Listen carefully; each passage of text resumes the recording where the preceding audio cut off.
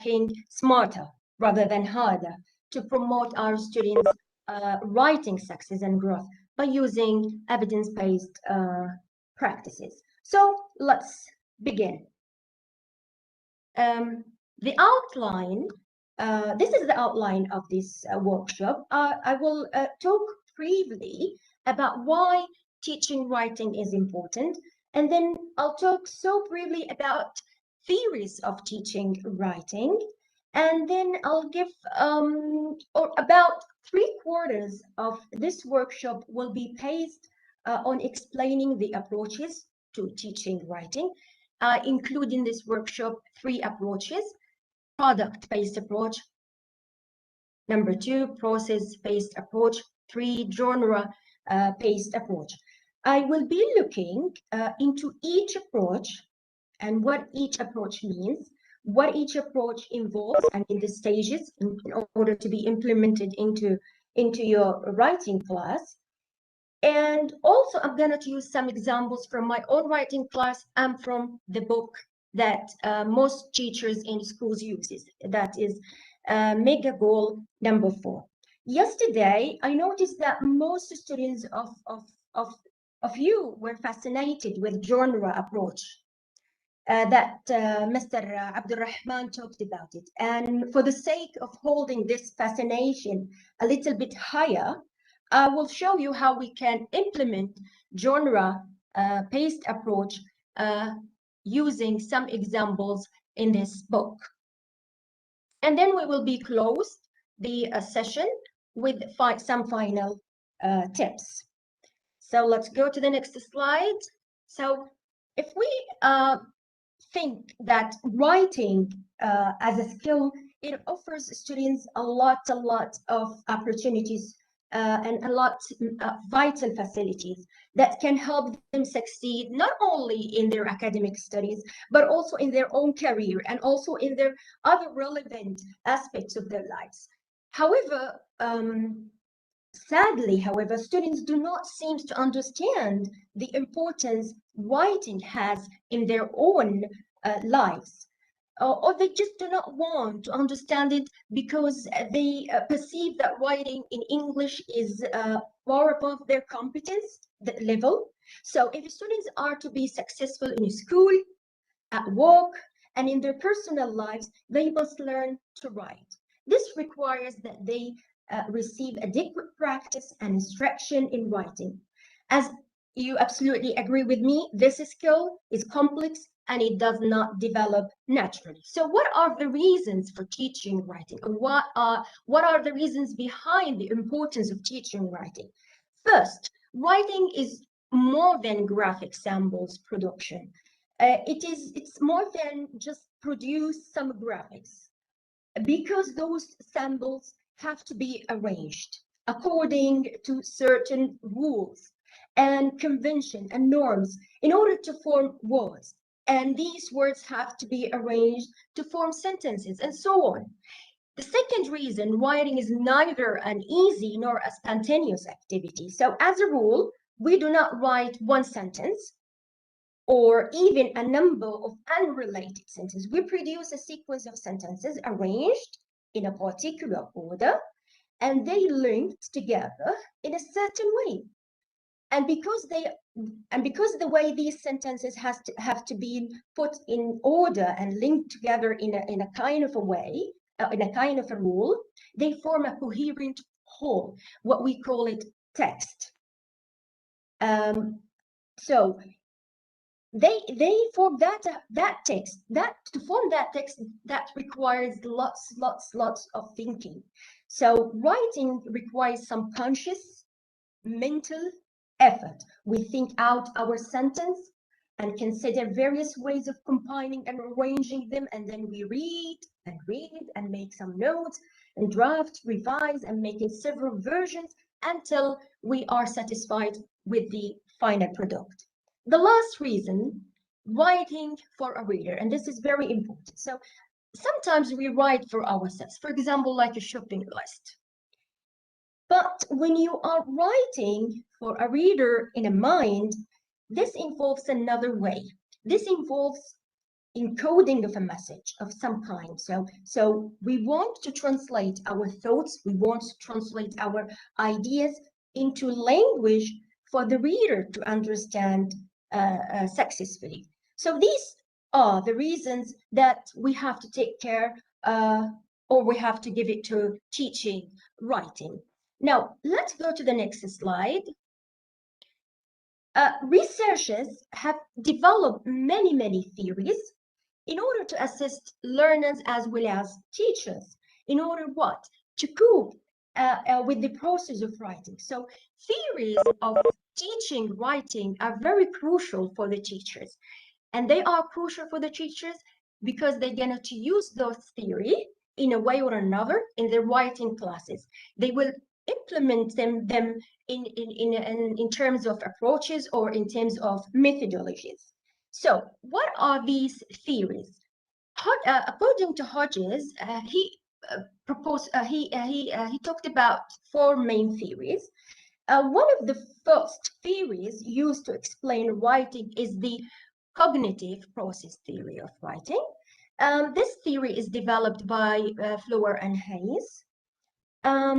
In this theory, writing is perceived as a complex system of interworking cognitive process. I mean, it is based on the idea that writing is a kind of a thinking process.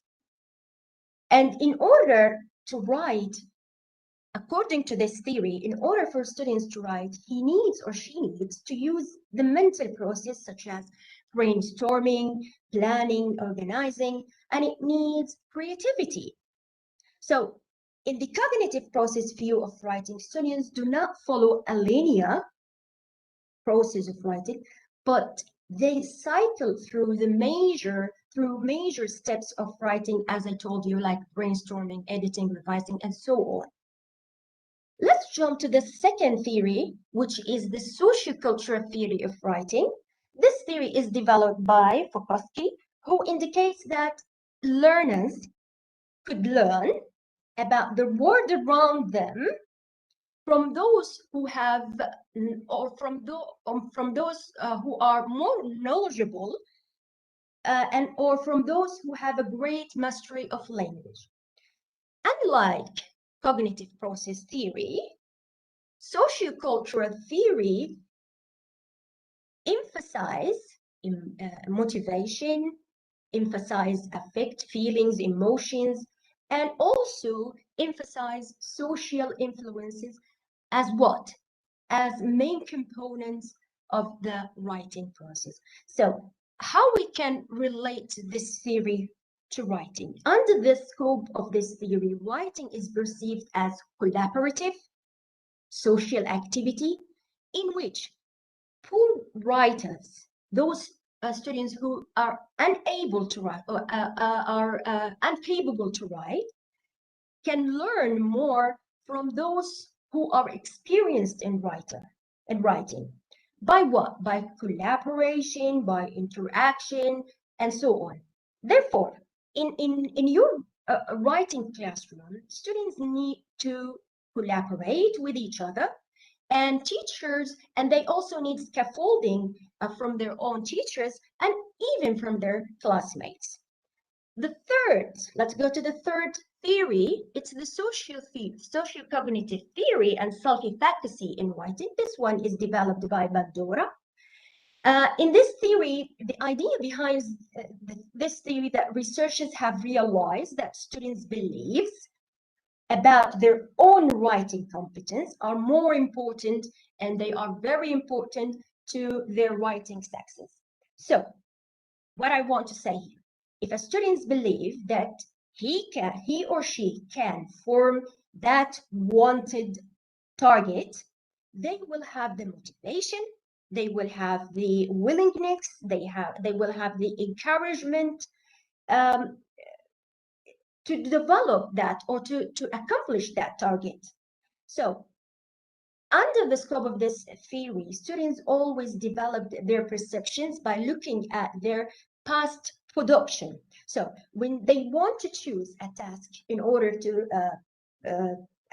do it, they have those students who have high efficacy, they will do it. But those students who have lower efficacy, they avoid that task because they are incapable of doing it.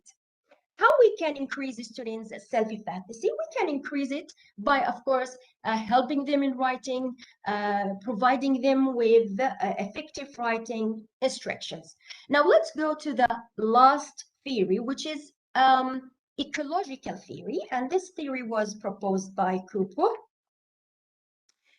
This theory puts much emphasis on the interaction that people undertake with people very close to them, and put much emphasis on the environment surrounding them.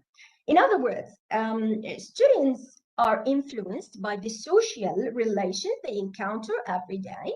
This relation starts from the home, I mean by the interaction by their family, members of their family, and this relationship then extend to other relationships in school with their teachers and their friends and with the systems and on and on and on. So all in all, this theory relates to writing by acknowledging an important or a key element that social and culture and environment and daily interactions have an impact on students' writing and the writing process, and it could become a part of their writing process. So we covered the theories of teaching writing. Now let's go to the approaches to teaching writing. These approaches that we have looked at the previous slide were translated, were developed, were used in order to create various approaches. And those approaches are going to be used in classrooms. So theories are translated into appropriate methodologies, and those appropriate methodologies are going to be used in writing classroom. Remember that each approach seen as an additional perspective. And why do I mean by an additional perspective? Each approach could be seen as a useful tool in what? In supporting us as a teacher to find out what type, what kind of approach that my students need. And based on that conclusion, after I used that approach and get some conclusion or results, I can find if that approach helpful, I will use it. If it's not, I can find another approach, which means that different approaches are more seen as complementary. They complete each other and they are overlapping. So what I want to say here, that there is no right or wrong approach. However, teachers are the only ones who can decide which approach the students need. And if they select one, as I said, and they find it not useful, they can use another one. So each approach can complete the other one. Now, in this workshop, I'm going to talk about product-based approach, process-based approach, and genre-based approach. And I'll explore with you very quickly the product and process, because I'm absolutely sure that most of you are familiar with that. So in the product-based approach, it's a kind of a traditional approach in which students are encouraged. So they are just mimic or imitate a model text. So they are not required to generate ideas. They are not required to brainstorm ideas. They spend more time learning how to imitate the model text they're supposed to write. This product approach involves some stages, and these are the stages. Stage number 1 is the model text, stage number 2 is the control practice, and stage 3 is the organizing ideas, and 4 is the final product. Why are these stages are important? They are important because you cannot skip one and jump to another one. So if you want your students to write or to produce their own final product, you cannot escape giving them the model or introducing them the model text. You cannot ask them to do some exercises and activity without giving or introducing them the model text. So you should follow the same strategies. If we look deeply, I'll go through this very quickly. This is an example of how we can use product-based approach in writing a recipe. So the first one, this is the writing recipe. This is the model text. So the first stage is analyzing the model. In this stage, you're gonna to ask your students or draw their attention to the structure, to the language, to the vocabulary in the recipe. So ask your students to identify measures, like for example, 1 pound, 1 tablespoon, and so on.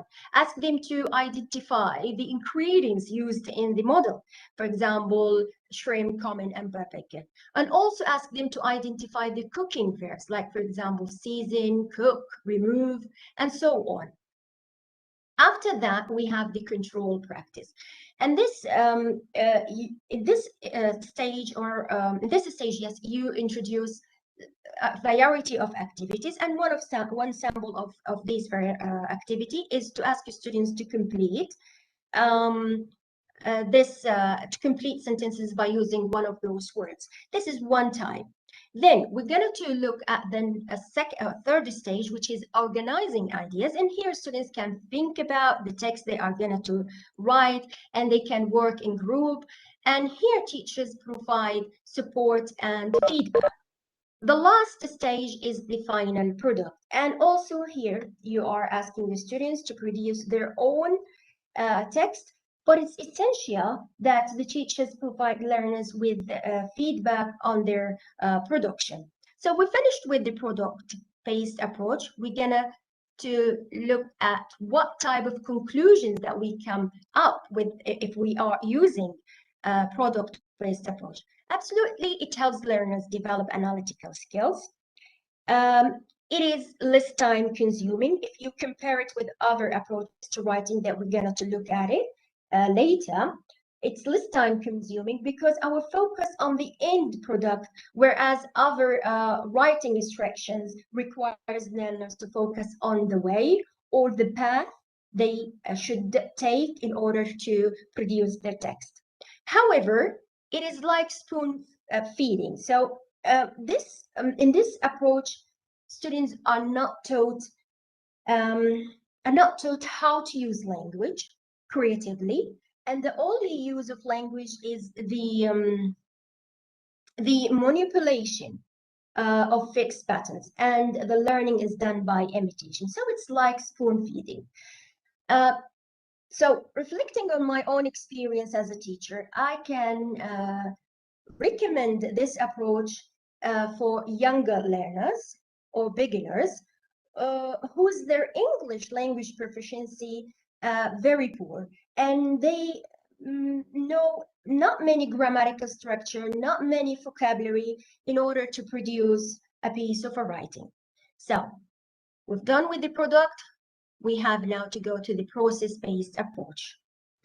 A process-based approach, as the title or the term capture, is the fact that students, writers engage into writing tasks through a cyclic approach rather than single shot approach. They are not expected to produce and submit complete and polished writing without going through stages of planning, of drafting, of revising and editing and publishing.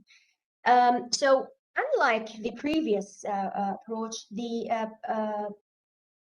process approach places much emphasis on meaning rather than on accuracy, rather than on the form. And this approach encourages individuals to take more responsibility for their writing. I mean, they begin writing with a plan in their heads. They think about what they want to say and who they are writing for. They make a draft of their own, but they do not imitate or copy others' drafts. Okay, now let's have a quick look on the stages of a process-based approach. We start with the pre-writing. In pre-writing, we have other strategies, like, for example, we collect the ideas, we generate the ideas, and some of the strategies that we can use is the brainstorming, free writing, and looping, and so on.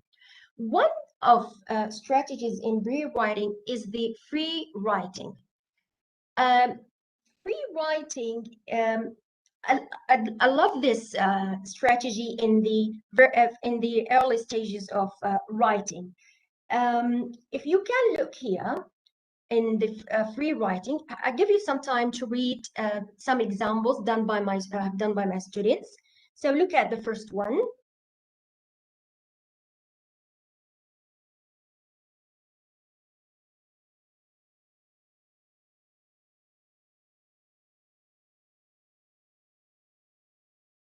So different topic. I asked the students, my students were required to talk about skin diseases. And in skin diseases, before they are required to submit their own draft, I ask them to do free writing. So if you look at the first one, different topics can be on the skin disease. I can write about eczema. It's a condition that makes your skin red and itchy. It is common in children. Look at the next one. This text is supposed to be about skin disease. I don't like, but even though I read the unit and read about different types of the skin, so and so, I cannot think of what to write, and I have felt this way. Look at the last one, but I'm not sure if it matters. I am bubbling and I don't know what else to say about this topic. Why skin? We can write about cancer. I have 4 minutes left. I have acne, and everyone can see that I have visit, and she doesn't complete it. She did not complete it. So if you look at free writing, it's a kind of messy, unplanned, unpredictable. What this teacher can ask the students to do that. She can ask them to write quickly, do not edit, and do not stop for a set time limit, for example, 10 minutes. Why this strategy is useful, and I've seen that in my students, because it helps the students to start thinking and to start coming up with the ideas. If you look at that one, I have acne, and the other one said, I don't want to talk about skin disease, I want to write about cancer. So although this strategy is time consuming, but when teachers review and respond to students' free writing by reviewing them individually or within smaller groups, these responses can stimulate students' thinking and can help them get into the habit of writing, and can help them feel that writing is not painful as they thought about it. One recommendation in free writing strategies, teacher can give class time, or you can just default class time for a brief session, telling them how they are gonna to use free writing as a rewriting stage. And usually teachers do not evaluate or even collect them. But for me, as I told you, I collect the free writing in classroom and discuss the ideas, but never put an eye on a grammar or language, and only encourage their thinking and encourage their ideas. Now, if we go to the next stage is the planning. The planning, students here began to organize and order ideas using mind map, clustering, and coming up with more ideas. Some students find it very useful to see visual representation of ideas like this. We have here a cluster diagram. These are some of the examples. And we have here Venn diagram. And Venn diagram can be used as a tool when students are required to write a compare and contrast essay. So if you can see here, we have 2 circles. If you look at the parts that are overlapping, here we can put the similarities. And if you look at the parts that do not overlap, here we can put the differences, and they can use the ideas in both circles. Another strategy in planning is the cognitive strategy that we call it the KWL. In this strategy, if you look at this, the K stands for what I already know about this topic. W stands for what I want to know about this topic, and L stands for what I learned about this topic. So students can summarize their prior knowledge in this column. So what they have, what knowledge they have about this topic. And they can develop their question, their interest, what I want to know about this topic. They can put it here. And in the last column, students can track new information they obtain or they gather while they are looking for or searching the topic. And here are some of individual KWL strategy, and the other one can be done in a group or in a classroom. Now, I have some examples of planning strategies, and I have collected from the book that is used in secondary school. Can you guess what is the type of strategy that we use it here?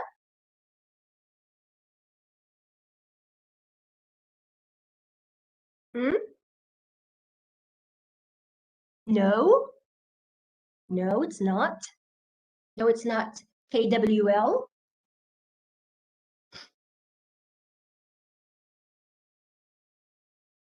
Yes, mind mapping, correct. This is mind mapping. Now, look at the other examples. Here, students have to choose a type of animal. They are required to write a topic, and they are required to choose a type of animal to search and to write about it. Now, what can you think? What is the strategy is used here? Can you let me? Yes, exactly. Let's jump to the next picture. The students are required to write a topic, and they been asking to compare what your life is like now and so on. So what type of strategy is used here? Excellent. Venn diagram, that's lovely. Now, next stage is the drafting. This is a key stage in the process-based approach. So give students time to create several drafts and draw their attention to the importance of producing several drafts. Also draw their attention that they are going to use the outlines and the ideas that they used in the previous stages, and they are required to put those ideas into sentences and paragraph. They should learn that this is a process. It's not a separate stages. So you're gonna to ask students to brainstorm, and then they're gonna to plan on another topic, and then you're gonna to ask them to write a piece of writing in another topic. No, it should be a process under one topic, and students should learn this process step by step. In this stage, you can also draw their attention that they are not allowed to copy entries from the internet or from the online resources because they are easily found. You also have to draw your students that it's not allowed for you, and it's not allowed to steal others people's words or ideas. You have to generate your ideas, and you have to write them as simply as possible. You can also draw their attention to not use fancy expressions or difficult concepts. They do not have adequate background about it. So I'll give you here some examples that my students submitted: first draft, second draft, and third draft. I think it's not the third draft. But let's look at the first draft. I remember I wrote that here. If you look at the first draft, it's a little bit shorter. There are still some spelling mistakes, and there are some grammatical mistakes here. If you jump to the next one, the second draft, if you can, see there is some differences between the first and the second. The draft is a little bit longer. There are some ideas which are developed, and there are some examples given. And if you look at the last draft here, it's more organized. Still, there are some mistakes. Still, there are language mistakes and punctuational mistakes, but it's a bit longer. Students developing her ideas, giving more examples, trying to connect the first paragraph with the second paragraph and try to conclude that at the end. So I think that we all agree that producing several drafts is very important for students to do in writing classroom. Now, if we go to the next stage in process is the reflection. What I mean by reflection is to let a piece of writing sit before coming back to it with a fresh pair of eyes. Why reflection is important, or why they put reflection? Reflection can allow students to see the gap in their text structure and can make appropriate correction, because they leave it for a time and then come back to read it. So in this way, they start to learn how to critique their writing, how to question their ideas. So try to give your students the time to do that. How I can give them that? You can tell them that you will give them time for reflection. You can go at home, leave that review writing for 2 days or 3 days, and we will meet in the classroom where we can discuss in a small group or individually your reflection, or listen to what kind of gaps you identify on your writing, what kind of correction you have made up. So reflection is a very important stage. Then we're going to look at peer and tutor review, which means the feedback. After the reflection, students may seek for their friends or their teacher evaluation on their writing. Feedback is a key element while a text is under development. So it should be present throughout the process of writing. Remember that feedback on a student draft can take the form of oral or written comments, either by the students or by their friends or by the teacher. And also remember that when students reach their teacher's feedback, they may feel that their teachers is most important, is most correct, because they feel that they are expert in knowledge. So what I mean to say here, do not let the students depend on your feedback only. Let them ask and seek for their friends' feedback, because depending or relying on teachers' feedback can bring some certain advantages. One of those advantages the students feel, some of these advantages that the students do not want to put their own ideas or their own suggestions, because teachers' feedback is contradict to their own suggestions. So they do not want to add their own suggestions. They do not want to add their own ideas, even if they do not disagree with the teacher feedback or they do not understand her feedback. Also remember that peer review or working together with with the students' friends or whether classmates can happen within pair or in a small group. This group working can go through all the stages of the process writing. So they can start working together from the early stages, from the pre-writing, organizing, planning, and so on. In order for feedback to be done well, I mean by feedback here, the peer feedback, ask students to focus on one aspect of the text at a time. So ask two students to look at her friend's writing text and ask them to look at one aspect For example, ask her to look at content. In the other time, ask students to look at the organization. Not all together, no. You can divide that into or separate the feedback into smaller pieces. Not one time for giving feedback on content, one time is giving to give a feedback on organization, and so on.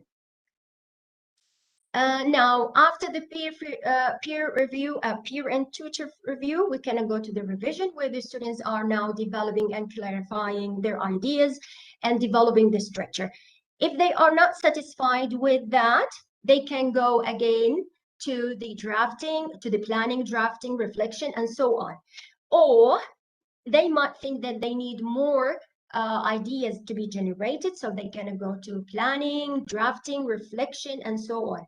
If they are satisfied with their writing, they can go to the editing and proofreading. And what do I mean by editing and proofreading? The focus would be directed on grammar, language, grammar, punctuation, and so on. So we've done with this process-based stage, and there are some conclusions that we can come up with this if we are trying to use this approach in our writing classroom. It fosters the creativity, it encourages collaborative work, and also requires support and takes time. So according to to the previous product, it takes a lot of time. So we've done with the process-based approach. Now let's go to the last one, genre-based approach. What do I mean by genre-based approach? A genre is a term for grouping text together. And why we group those texts together? In order to analyze them and in order to understand the language, the structure that have been used by the writers. In order to use those language and to learn them and start writing similar genres like the one that produced by their own community or by their own writers. If you look here, genre-based approach consider text as a discourse. What I mean by a discourse, as I say that we use those language that we have, we use those features that we have. Why? Because if we learn them, we use them in our writing, and if we use them in our writing, they will be helpful for the readers to understand them and to achieve the purpose that we want to achieve. I'll give you an example here. So when you think of texting a message to a friend and writing an essay, these two genres are very different writing genres, and they are different writing situation.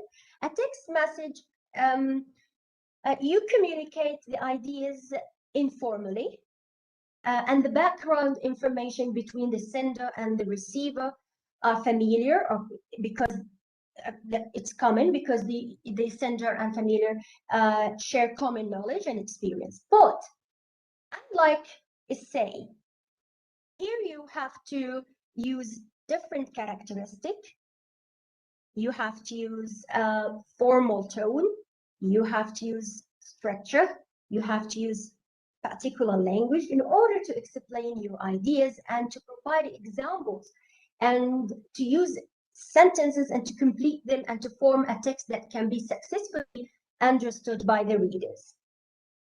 Genre-based approach has developed by many schools. One of those schools are English for specific purposes and North American New Rhetoric Studies and the Australian Systematic Functional Linguistic. I am interested in Australian Systematic Functional Linguistic, which regards genre as a social activity, and its aim is to seek understanding of the organization and the structure of a language in order to understand its social purpose. So let's try to use genre approach in your writing classroom. So in genre approach, learners should know that each genre has a social function or has a social purpose. look at these two genres. They are very different. The first one, if you can see, what's the first one? Can you let me know, please? The first one is, yes, it's a coffee, but what is that genre? What is that text? What we can call it? Can we call it essay? Can we call it a recipe? No, it is a health brochure. What is the social function? What is the social purpose of using this? The social function, it gives us more instruction about what to do. So look at the second picture. What is this picture? Excellent, yes, advertisement. What is the social function? What is the message that if you want to use advertisement, what is the message that you want to send to the readers? What that message? It describes a product, it gives more information about a product. So you cannot use the language or the structure or the organization or the text structure of the advertisement to put it into health brochure. They have their own text structure, their own linguistic features, and their own language. Secondly, we have here some of the schools genres that have been used in Sydney schools. That look here. We have recount. What is the social function when students are required to write recount? It tells what happened. Jump to narrative. What is the social purpose? It's a story. What is the social function or the social purpose of using description? It's to detail the characteristic features of a particular thing. What is the social function or purpose behind writing a report? It's to present information about something. It describes an entire class of things, whether natural or made. So these are a variety of genres included with their own social purpose or social message. Now, let's go here. These are some examples I collected from the same book. If you look here, the students are required to write a description of memorable meal you once had. So what type of structure is essay is this? It's descriptive essay. Can you tell me what's the social purpose of using descriptive essay? What is that social purpose or that social message? Can you please? Descriptive.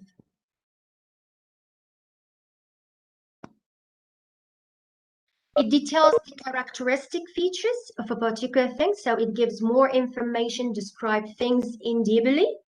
Jump to the next one. Choose a type of animal the students are required to write about. Choose a type of animal to research it and to write about it. So what text type is this? It's reporting.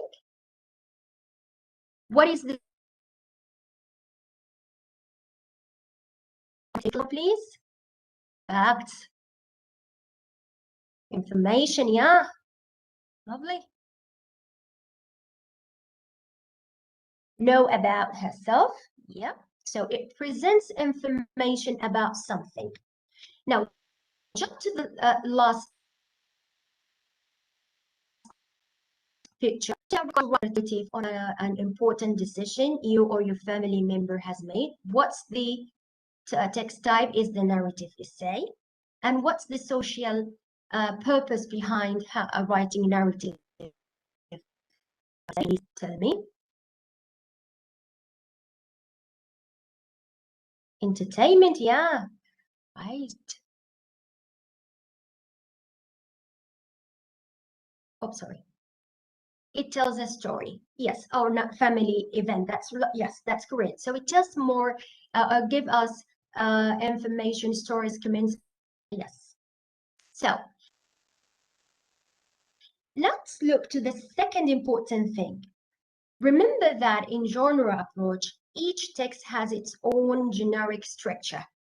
What I mean by that, if you look at this example, this is a formal letter, which we can use it in order to send a complaint. If you look at the structure here, look here, structure, text structure, you have a situation. Under the situation, you have generic structure, which involves or which includes sender address, receiver address, and salutation. So this is the text structure when you are going to write a formal in order to explain complaint. Then the next text structure is to what? To identify the complaint. I'm writing about the stove in my flat. 2 elements are not working and it's very difficult. And also you have to include justification of complaint. I have twice repeated this problem to you now and nothing has been done. So we start with the situation, which includes sender address, receiver address, and salutation, and then we'll jump to problem, which includes identification of complaint, justification of complaint. And then we're going to put evaluation. What do we mean by evaluation? What the action or the demand that we are wanting to be performed. This problem is urgent. I would appreciate if you could arrange have to store the stove fixed immediately. Which includes sign off and then send the name. So this is this text structure if you are going to write a formal written. Now, in genre approach, each genre has its own linguistic feature. And what I mean by linguistic features is the grammar. So if you look here, we have a procedure. What is the purpose behind procedure? Is to tell how to do something. What's the structure? We start with the goal, materials required, and step needed. What are the language or the grammar that we're going to include in procedure, imperative, action, and so on? Jump to the report. If you are going to report, what's the social purpose? Is to inform reader about something. What is the structure? You start with identifying statement and then followed by description. What is the grammar of a language? General nouns, relating verbs, action verbs, timeless, present tenses, and so on. So look here. We're gonna to use this generic social purposes and generic structure and language in order to write a report essay that the students required to do, and to choose a type of animal and to write about it. And the students choose to write about that. So back again, report. What is the text type is report? What's the social purposes? Is informing reader about something. What's the generic or the text structure? Identifying statement and then followed by description. And these are the linguistic features. Here is the report. So I'll give you 1 minute to look at it.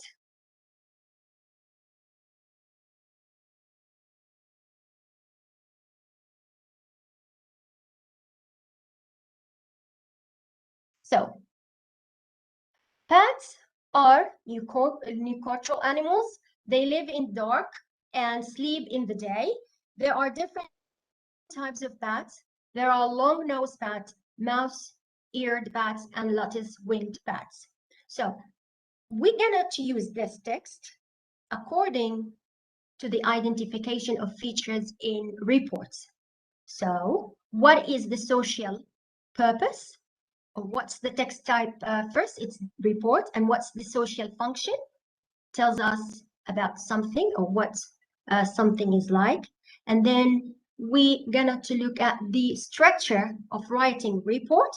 What is the first thing that we start with? Identification statement, which means that this sentence, bats are eukaryotic animals.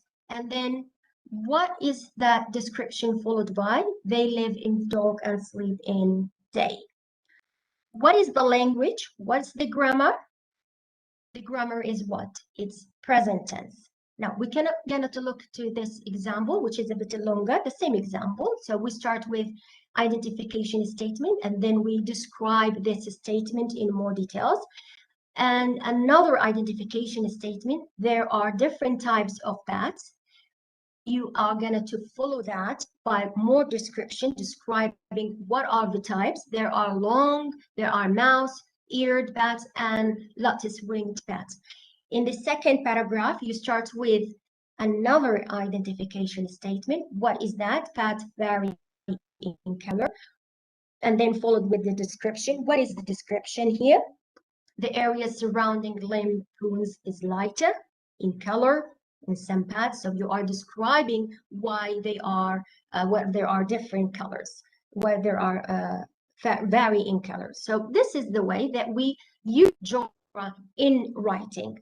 Now, how you can implement genre in your own writing classroom? We're going to use the teaching learning cycle. We start with building the context, modeling the context, joint construction, independent construction, and finally linking related text. So again, from the same book, students here are required to write a descriptive essay about the house. What is the social function of the descriptive essay? Is to tell something, what something is like, what a place is like, what a person is like. So the first thing is building the context. So in this stage, teacher begins preparing the students to write about, to write by what? By revealing the genre purpose.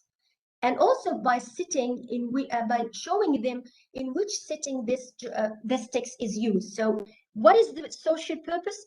Is to give more information and to describe more about a place or thing. And here we have to describe a house. Teacher can use a variety of activities. For example, teacher can divide the students into groups, and each student can use one of the rooms here, so can use one of the rooms and write about it, and then they can talk about it, and they have to offer information and exchange information with each other, so they gain more deeper understanding about what they're going to write. Through group work, students will develop deeper understanding of the structure and what the ideas and what the sentences that they're going to write about. After that, which is very important, is the modeling text. Means analyzing the text. I'm going to use the same model that is included in your in the secondary school textbook. So we're going to use this model and start to analyze it. So here we're going to introduce us to the generic structure and linguistic features. What are the main tenses? What are the main vocabulary, and so on? What is the first sentence? What is that sentence followed by? So you can give questions, throw questions to students, and students start to thinking and doing analyzing and analyze the text. So I'm not going to use anything. I'm not going to use something that I came up with. I have to go to literature and consult the literature before I give the students the way or the structure to follow when they are going to write descriptive essay. So I'm here. I'm going to a Rose Martin description. They identify that descriptive essay, which describes specific things, has two steps or has two stages or has two text structure. The first one is orientation and the second one is description. So we're going to use orientation and description while we are writing descriptive essay. So here I'm going to show students that the first sentence is orientation. What is this sentence? The home that means the most to me is my grandparents' house. And then tell the students that they have to put more description after orientation. So a lot of description, like for example, each time I go there, I feel a sense of comfort and warmth, and so on. So if you look at the second paragraph, is another sentence which is orientation, which should be followed by a description. So one type in modeling stage or in text analyzing is you can ask students to complete the description, for example, like this. So you have the orientation. Can you guess and write? Can you start writing the description? So they know that they have first to give orientation sentence followed by description. So they can write, for example, you notice a long narrow kitchen that leads into the main living and dining room of her house, and so on and so on. Or you can also show the students two descriptive text, descriptive essay that are well written, I mean good examples, and ask the students to think of the following questions. Ask them, what are the similarities and what are the differences do you notice between these two texts? Consider the following: vocabulary used, grammar, structure of the paragraph, whether the question is answered or not. So here you're gonna to help student and allow them start to analyze, start to look at the text with an analyzing eye. Other activities that you can include in the modeling text is you can use rearrange the text. You can ask students to give them an exercise that you have a lot of paragraphs that they are not arranged, and you ask them to rearrange the text or reorganize scrambled paragraph, or complete the one gap sentences as we do with the first one. Then we're going to look at the joint construction of text. Joint construction, as the term suggests, we can consider it like what? We can consider it like a bridge that helps lower level learners construct their own writing first with others people assistance. So during this stage, the teachers can ask those experienced writers to help those who are poor writer while they are construct their text. And here in this stage, the teacher's role is facilitator, which means that she offers help in language, in structure, and even in organization. Joint construction can be done in pair or a small group construction.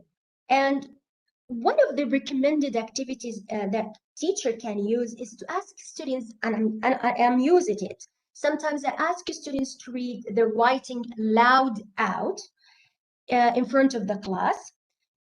Other students sit and act as an audience. So here the readers, and here the audience, here the writers, sorry, and here the audience.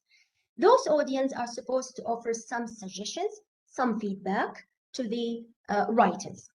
Finally, remember that text analyzing and joint construction, when the students help each other, should be repeated before going to the next stage. What is the next stage? Is the independent construction of the text. When the students have sufficient background knowledge about the topic, about the social function of using this particular topic, about the text structure, about the language and the grammar, teacher moves on to the independent construction, where you can give them a question like that, very definite question. Write a descriptive essay in about 100 to 150 words to describe your house in an interesting way. You might like to include so and so and so. The last stage is the linking related text. What I mean by linking related text? Now, it is to relate what students have learned to other genres. For example, what? Give the students descriptive essay and give them report essay, and ask the students to look at both of them and to conduct a mini analysis of the language features, of the structure, and ask them to reflect on that. Can you see any difference in the structure between report essay and descriptive essay? You can also ask them, can you see any difference in the vocabulary used, in the structure, in the language. You help here a learner to increase the rhetorical awareness. You help your learner to achieve something like, now if you ask me to write any type of a text, I know how to include what type of structure can be done, what type of language can be used. And this stage cannot be ignored because it's a kind of an outcome. Whether you here find out the students learned and obtained the difference between report and the descriptive essay. Now the last slide is the final tips, and this is the last slide. Remember that writing approaches are essential in every writing lesson. So these writing approaches has gone through a lot of changes over the years in order to enable the second language learners to become good writers. Some of those approaches that we have looked today were the product, process, and genre approach. Number two, adopting an appropriate approach in classroom is important, depending on what? Depending on the goal that's set by the teacher. So teachers should first determine the approach they need to use. She should identify the correct one in her writing classroom. Why that is very important? Because teachers want to reach to effective outcome.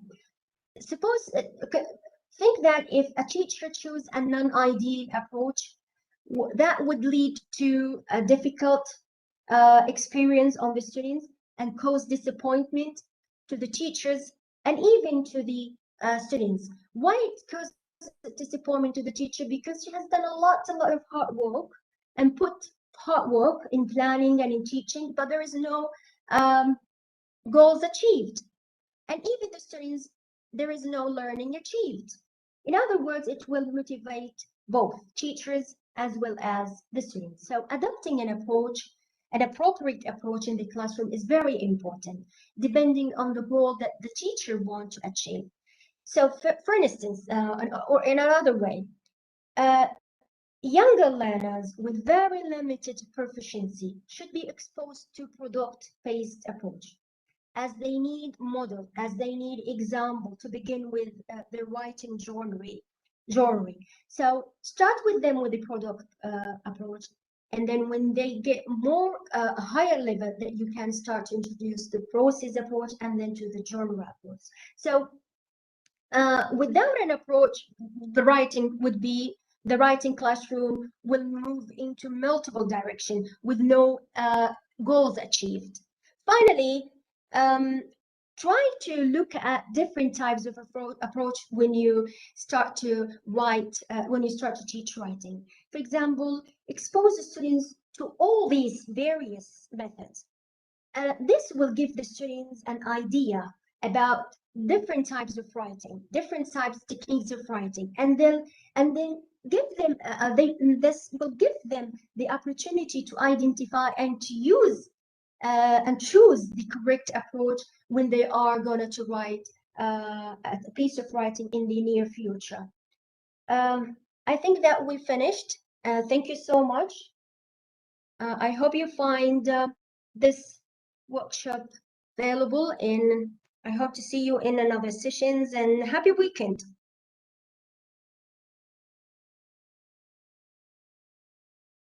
Thank you very much, Dr. Zainab, for sharing with us these useful approaches as well as tips to teaching second language writing. It was an amazing and interesting workshop. That is the end of our first session. Are there any questions?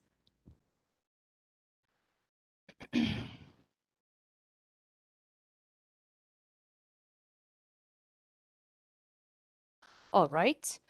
We will have a break now, ladies and gentlemen, and our next session will start at 10:40. So see you then at 10:40, inshallah. Inshallah. Thank you.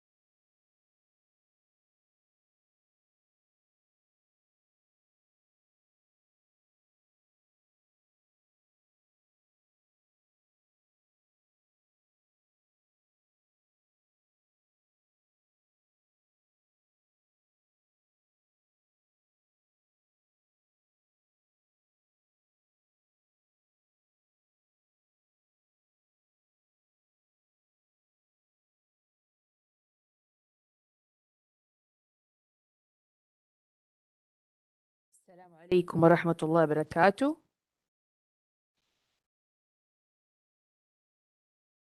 Okay, welcome back, ladies and gentlemen. We move on now to our next session, which focuses on how we as teachers can make writing meaningful to our students. This workshop is presented to you by Mrs. Hana Al-Saadi, a language instructor at English Language Center, UQU, Makkah. She holds a master's degree in English literature and has been teaching English for 10 years.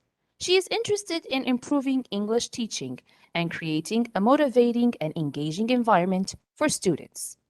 And now, I would like Mrs. Hana to take over the platform, please. You may start your presentation.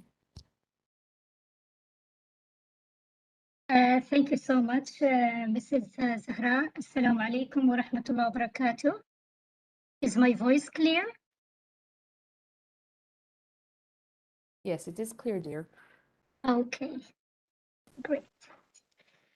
Bismillah, walhamdulillah, wassalatu wassalamu ala rasulillah. Good morning, ladies and gentlemen, and welcome to the second workshop in today's session. Allow me at the beginning to thank the great team that is behind the success of this important and useful event. And from my side here, I send warm thanks to you, ladies and gentlemen, for joining my workshop that I hope will be useful, enjoyable, and meet your expectations. Okay, as you can see here on the first slide, the focus of this workshop is on how to make writing meaningful to students. And in this workshop, I will not present one specific approach or one strategy, but I'm gonna provide you with a collection of practices and techniques that hopefully will help you, inshallah, to make the writing activities and the writing tasks meaningful to your students. Okay.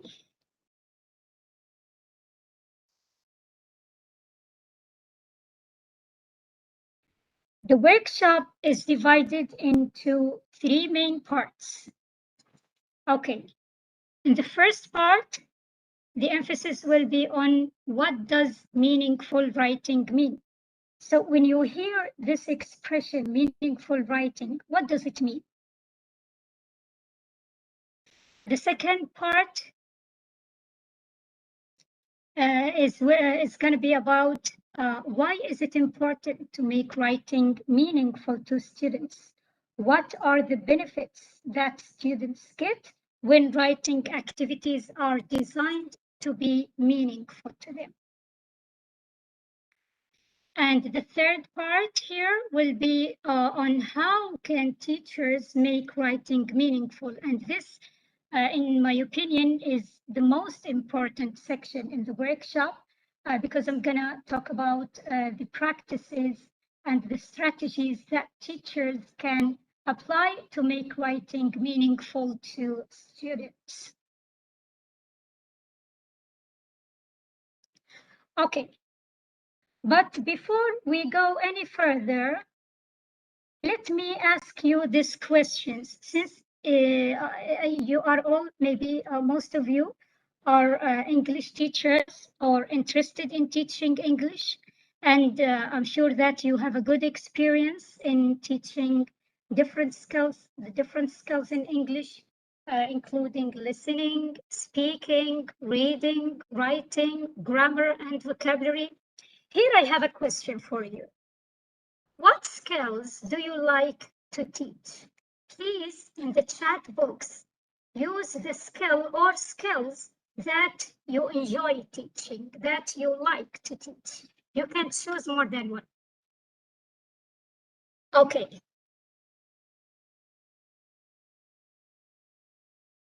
Yes, speaking, reading, grammar, listening, writing.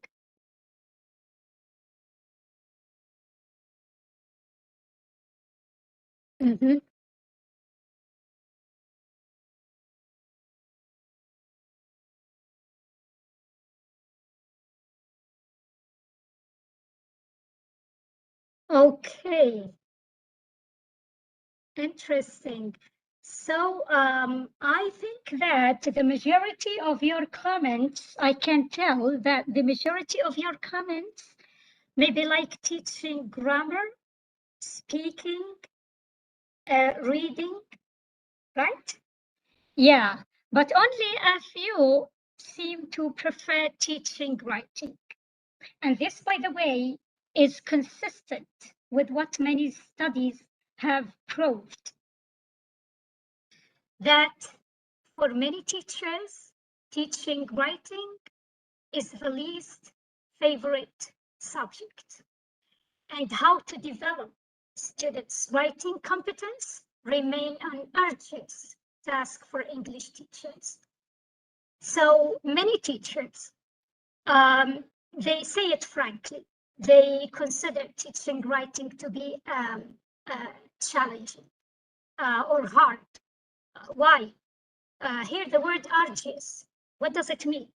The word urges here, it means that the task is hard, the task is difficult, and it requires a lot of efforts to accomplish your goals. Okay, but why? Why do you think that writing is considered to be an uneasy task to teach?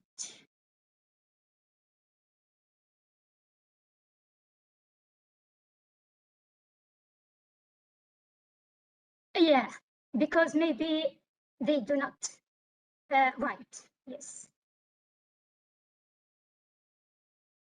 According to students.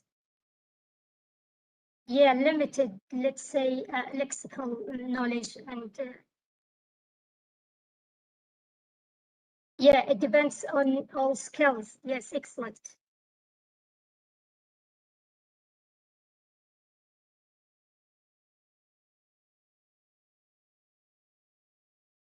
Yeah, a huge language competence. Yes, sure.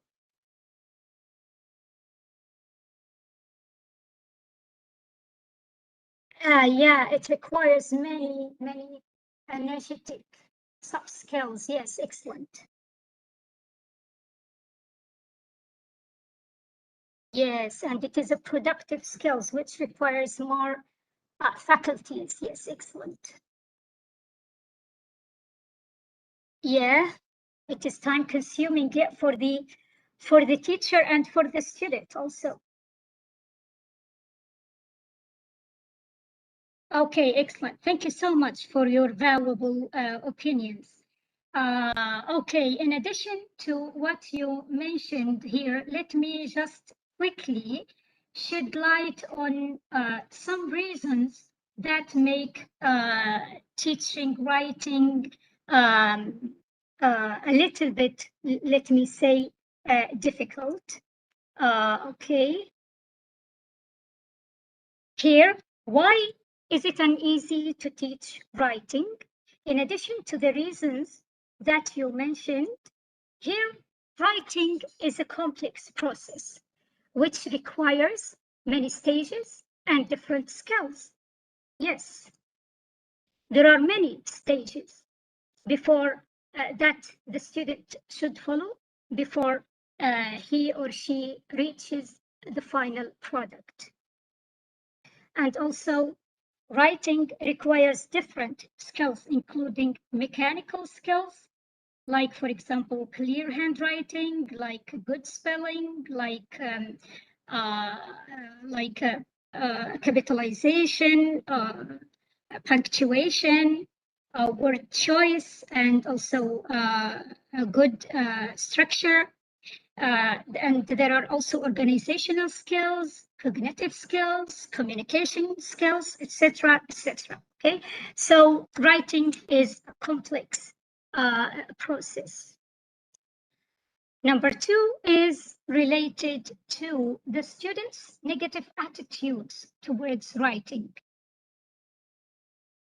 I'm sure that, okay, in your classrooms, many of you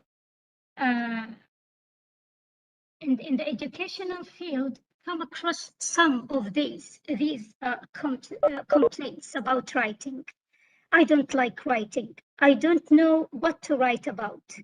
I'm not a good writer. And the negative attitudes here come in different forms. Maybe it is a dislike towards writing. Maybe some students, they do not like writing in Arabic, so they also will not writing in English. Or maybe they lack self-confidence in their ability to write, or they lack, or they are shy to express their opinions, their ideas, their stances to their teachers and their classmates. And let me say that maybe the majority or the vast majority of students, they do not take writing assignments and activities seriously. They just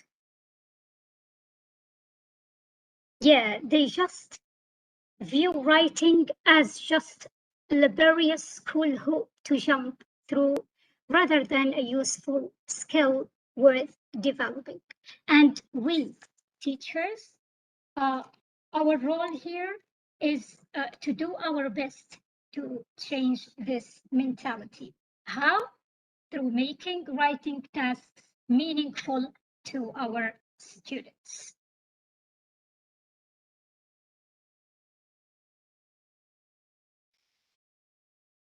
Okay, and the third reason is related to ideas generation process.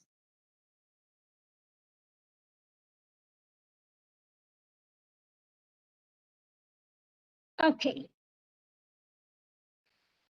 we know that when students generate ideas, they depend on their memories, experiences, previous knowledge that are stored in the long-term memory. But because they are Arabs, okay, all the memories, all their knowledge are stored in Arabic. So when we ask our students to generate ideas from the long-term memory, and we ask them to write in Arabic, of course, they will come up with plenty of ideas. But when you ask that student to generate ideas about the same topic, but the level of the student is low, he lacks or she lacks the knowledge of language, then the result is what? No ideas. So long-term memory minus knowledge of language equals what? No ideas. So the lack of knowledge of language will hinder or maybe block the process of generating ideas. And this is why sometimes we find that we can't do anything if our students lack competence, when they are not competent enough to generate ideas. Okay, so as a result of all the previous reasons, I think that making writing tasks meaningful to students is a must. We want our classes to be useful to our students. For this, we have to do our best. We have to do many efforts to try to make the tasks meaningful to students. Okay, what does meaningful writing mean? In simple words, the word meaningful means having a meaning or purpose. When something is meaningful, it means that it has a meaning or it has a purpose. Yes, of course, it will have an outcome. Yes, Mr. Salman. And when a task is described as meaningful, this means that task is important. It is useful. It is serious and goal-oriented. Yes, I agree with you, Mr. Sohrab.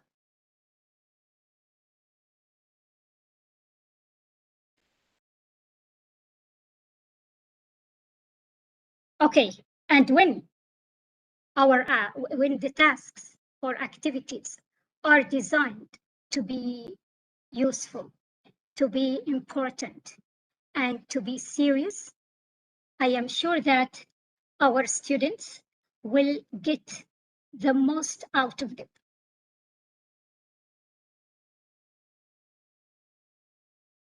Why is it important to make writing meaningful? Why? What do you think? In the previous slides, we together discussed the reasons that make writing teaching an uneasy task or challenging.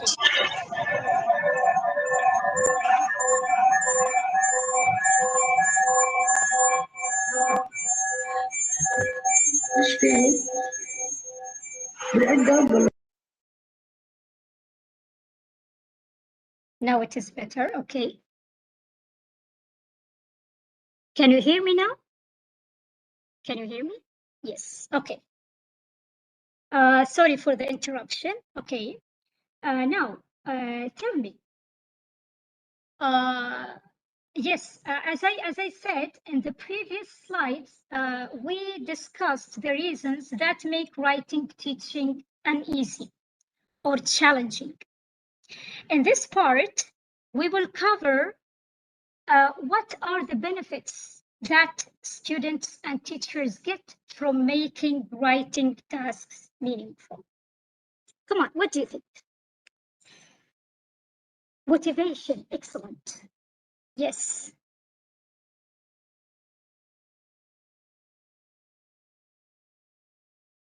What else? People will communicate easily. Interesting. Yeah, to make students to be familiar with writing. Excellent.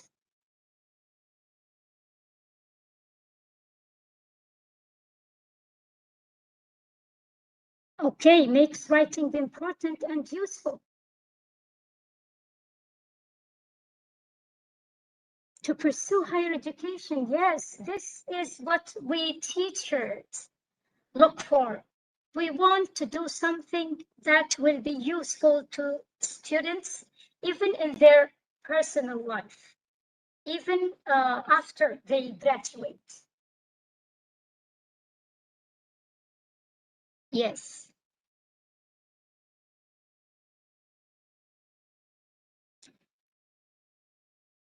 Helps when they write research, yes.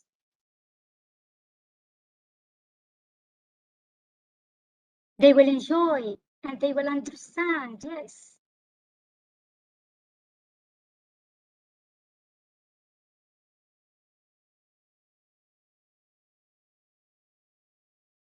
And to encourage students to start their writing, yes, excellent. Okay, okay, thank you so much for, okay.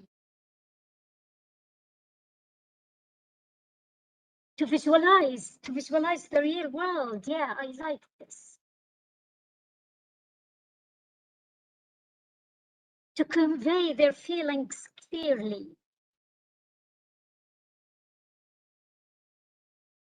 Yeah, to follow the right process of writing, excellent. And to write creatively. Okay, thank you so much for your valuable opinions here. And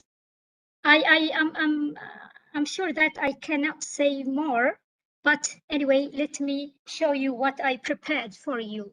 Just to, yeah. Yeah, so here, number one is motivation and engagement. And these are two important terms in learning. Motivation refers to the internal desire or the internal drive that leads the student to work hard to accomplish his or her goals. And this motivation is related to the energy that comes from the inside. But engagement, on the other hand, refers to the degree of attention, to the degree of interest and passion that students show while doing an activity. So it is like the relationship between the student and the activity itself. And we, teachers, we want our students to be motivated and to be engaged. How? If you want this to happen in writing, we have to do our role by preparing meaningful tasks for them. Okay, motivation has long been viewed as a key element. Motivation was at least as predictive of achievement as was intelligence. And when writing tasks are designed to be meaningful, the learning environment will be motivating and engaging to our students.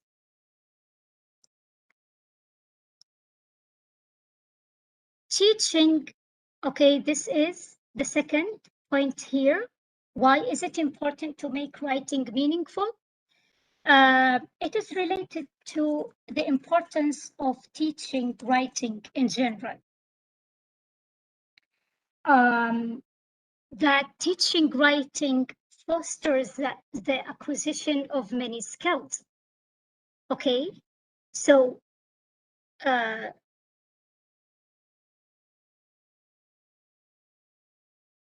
here Scott declares that students will make as they compose in the target language from the start. She stresses that students who are taught to write from the start become better foreign language learners. Okay, so it is useful to introduce writing to our students from the beginning of their language learning. For this, it is important for us teachers to make writing meaningful to them, because we want them to we want them to use writing as an important tool for learning. And we also, teachers, we can use writing as a support skill for practice of other language skills. For example, we can use writing to teach grammar. Like when we ask our students to write, for example, the events that happened the day before, just to practice the past tense. Or we can also ask our students to use writing to check their comprehension of reading. So making writing meaningful to students will help us, or will help our students, okay, to accelerate the language learning. Okay. The third point is to create more enjoyable and interesting tasks.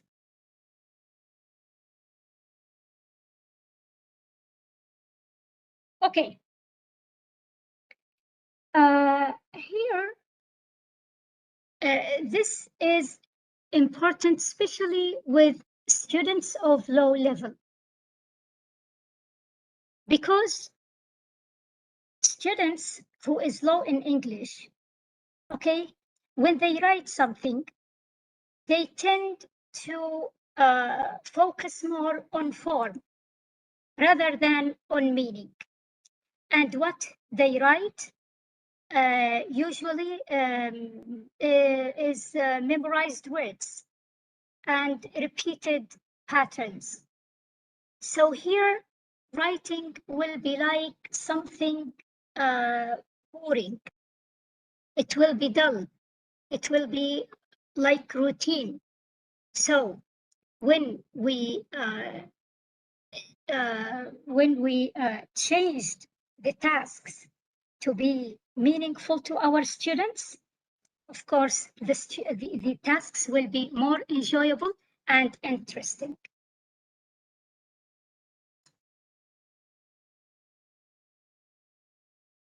Okay, the last one here is, and it is a big goal here, is to build a community of writers. We want to improve our students' skills.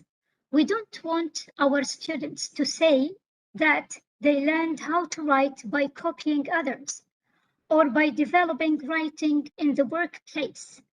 We don't want our students after graduation, we don't want them to say that they had never received a formal instruction in writing. No. We want to make them writers from now, from our classrooms.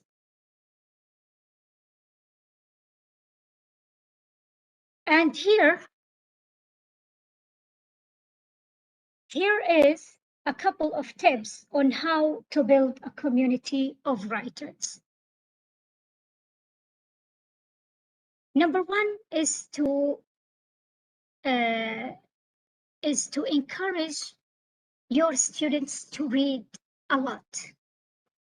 Because one of the best ways to become a good writer is to become a good reader. Because writing is sometimes seen as the flip side of reading. And of course, when the students read a lot, okay, they will be exposed to different styles, to new vocabulary, to like sophisticated styles in writing. So it is very important for our students to read a lot.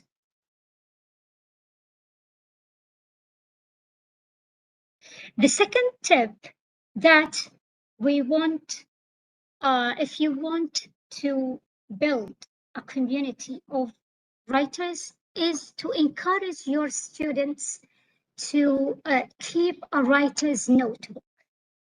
What is a writer's notebook? It is a notebook, okay, which is always with the student. It's always available. And when the student wants to write like about his observations, about his passions, about some situations, about accidents that he met or accidents that he come across in his life. So the student take out the writer's notebook and start writing. So the goal of writer's notebooks is to encourage students to start writing and to change writing as a habit that the student will practice every day. And this notebook can become in the form of paper notebook, or they can use digital notebooks, like for example, Google Keep, like Evernote, like OneNote, and this nice application, writing diary, letters, prose, to name a few.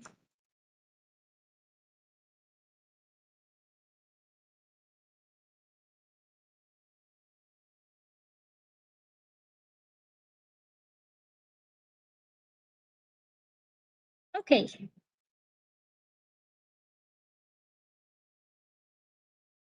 Here we will cover the most important part in this workshop, which is how can teachers make writing meaningful to students. Okay, and in this section of the workshop, I will show you 2 prompts or 2 scenarios, 1 and 2. And I want you to kindly type in the chat area which scenario or which prompt sound more meaningful to you. Okay.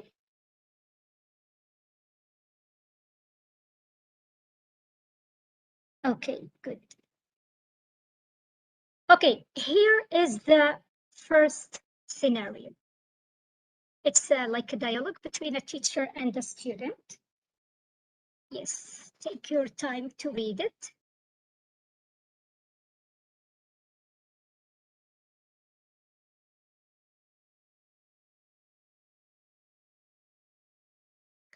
Okay. And this is the second scenario.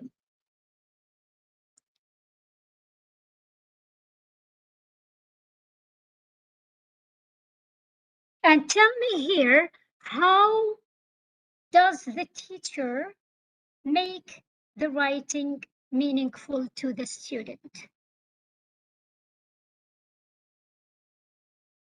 Which one sounds more meaningful and why?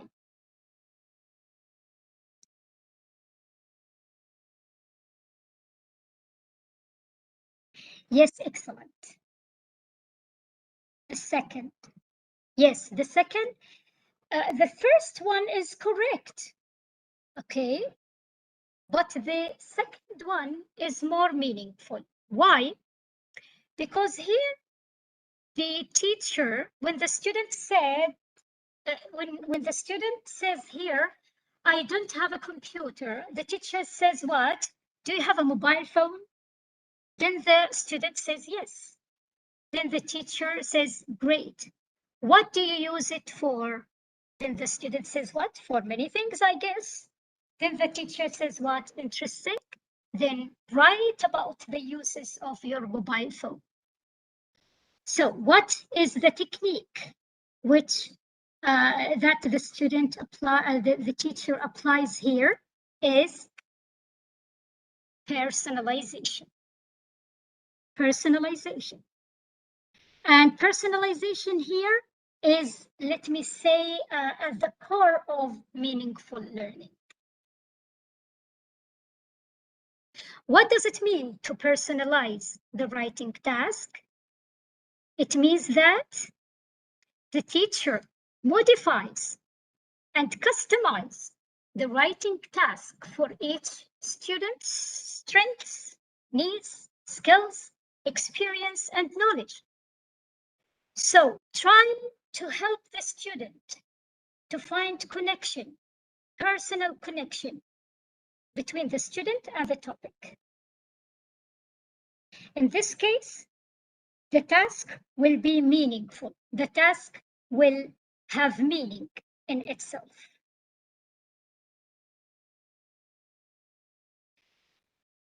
Why? Because students usually are engaged and motivated when the writing activities meet their interests and needs. Okay.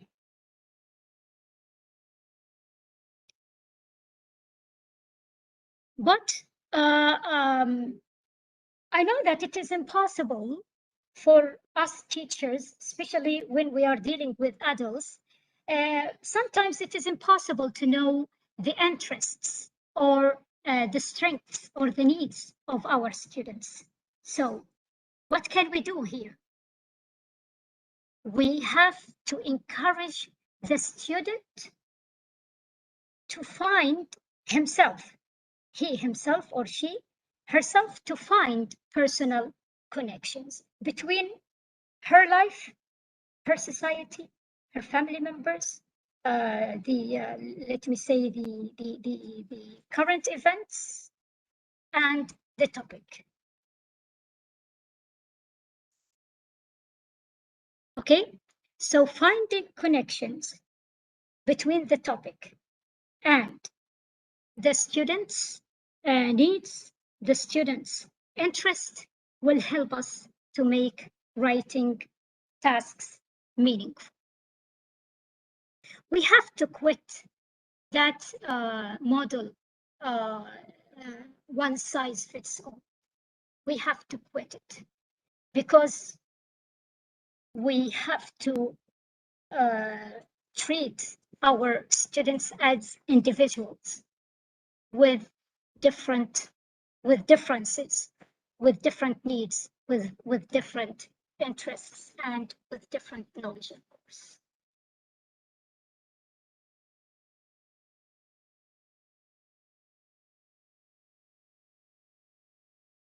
And if we apply personalization to our classroom, of course, we will be effective teachers.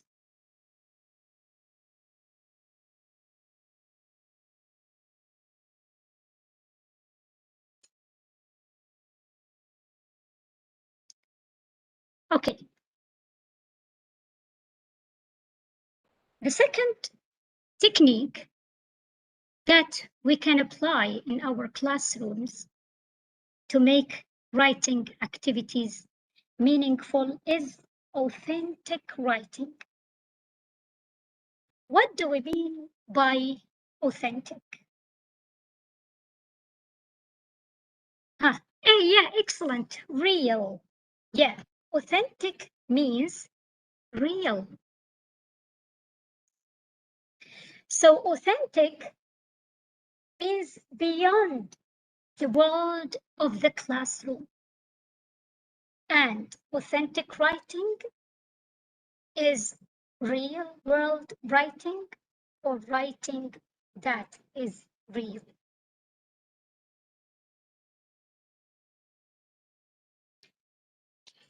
And when we provide our students with authentic tasks, of course, we provide them with the opportunity to practice writing as real writers.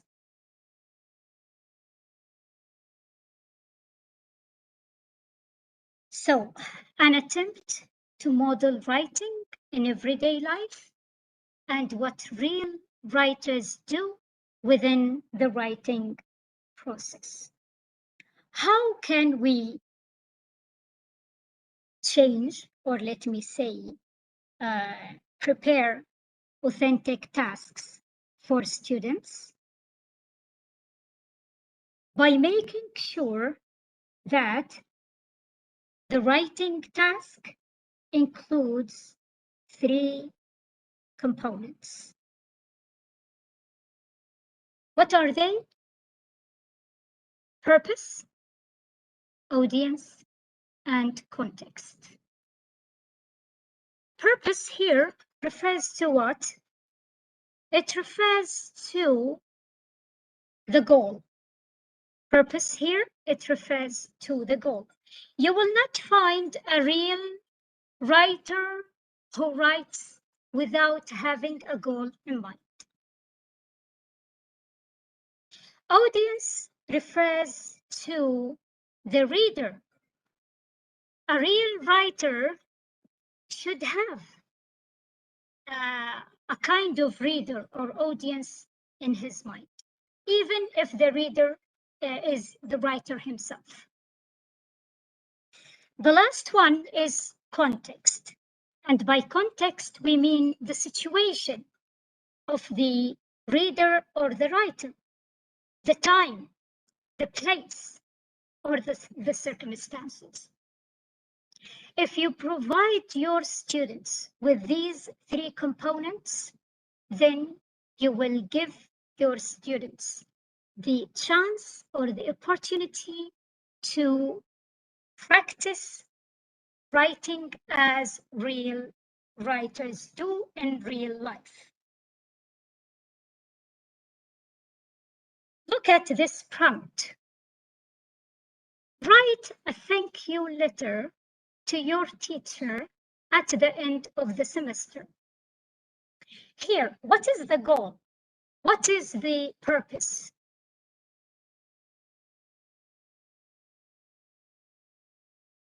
Write a thank you letter to your teacher at the end of the semester. Yes, excellent.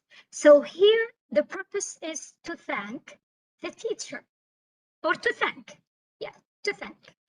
And who is the audience or the reader? The teacher. And what is the context? What is the context? Yes, cool, maybe. Or the end of the semester.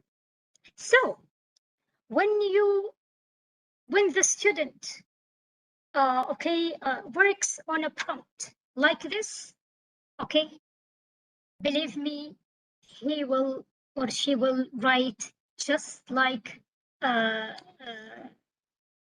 real writers do. Okay, now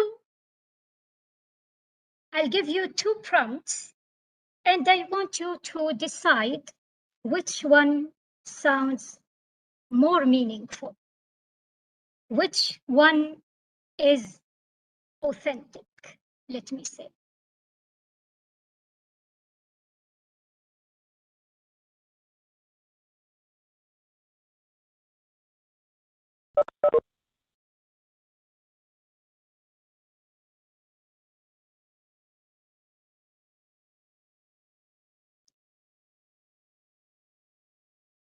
Come on.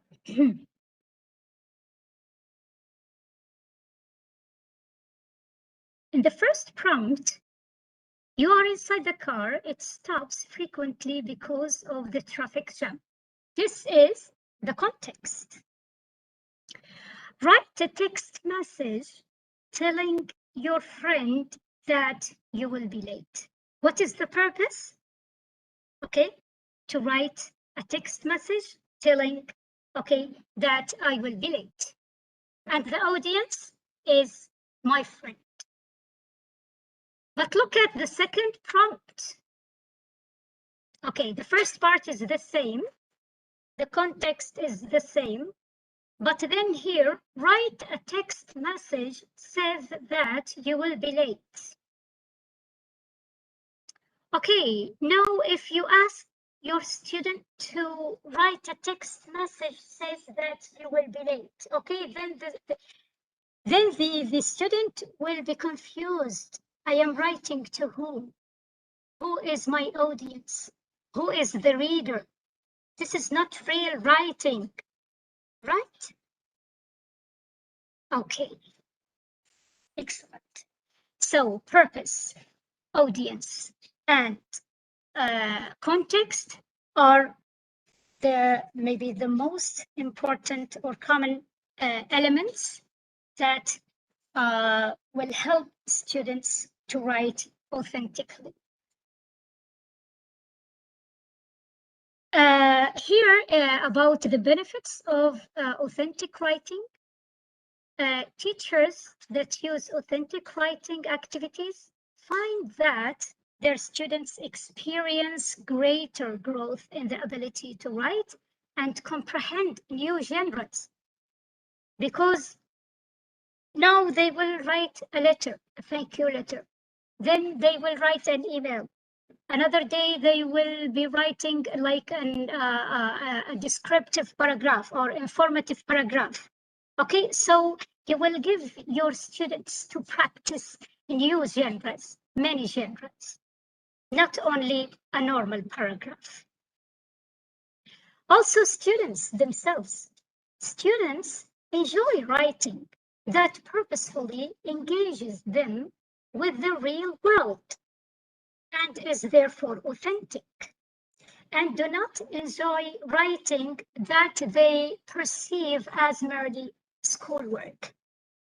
They do not enjoy those kinds of homework. And students are not only motivated to write when you ask them to write like real writers. They are not only motivated to write, but are more successful in doing so.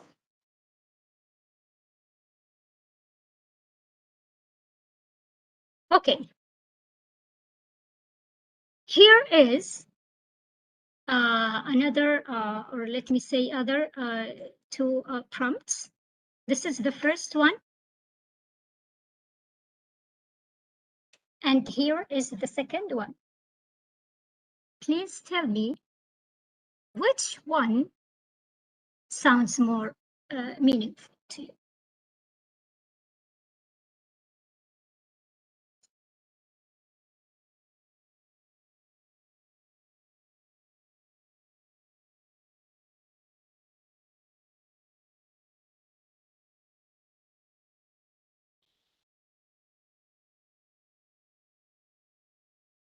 Okay, excellent.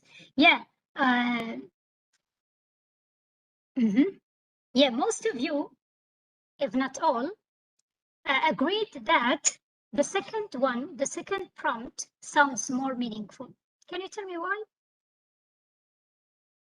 It's purposeful. Yes, it's motivating. More specific. The purpose is clear. And here it is how. Yeah. How. This is a very important word. How. Okay. Yes, excellent. So the second one here sounds more meaningful. Why? Because here the teacher applies what is called problem-based task. Problem-based task. So in the first paragraph, in the first prompt, the teacher here says what? Write a paragraph about the effects of bullying in school. I just want the effects. Maybe the student will not find such a prompt attractive. But in the second prompt, write a paragraph about how we can stop bullying in schools. So here, there is a problem, and I want the student to solve this problem. And we want that students, especially adults, they like to sometimes like they like to give to feel that they can solve problems. They like to deal with challenging tasks like this. So what is the technique here?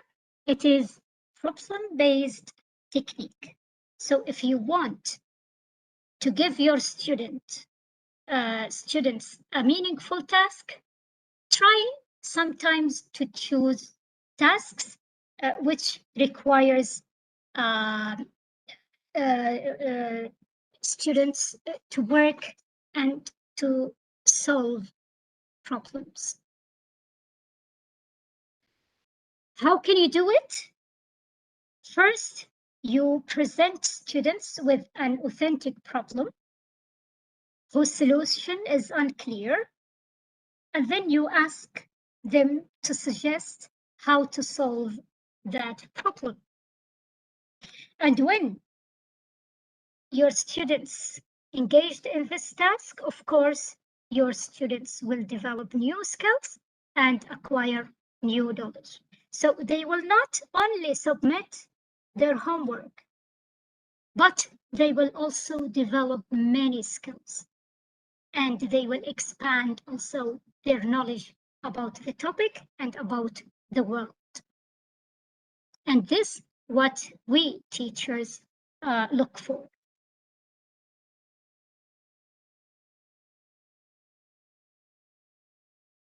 Writing in response to a specific problem makes students more interested in the assignments, makes writing easier, and encourages students to enjoy the challenge and work harder to find solutions for that problem.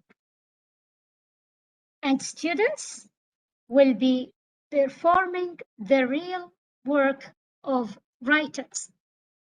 We sometimes call writers reformers because they want real world writers. They write to solve problems. So we want our students to play that role, to consider writing as a social action, not as homework.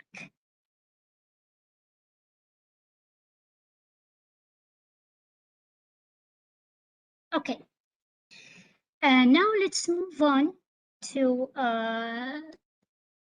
the next technique, and I'll give you 2 scenarios, and I want you to choose which one sounds more meaningful.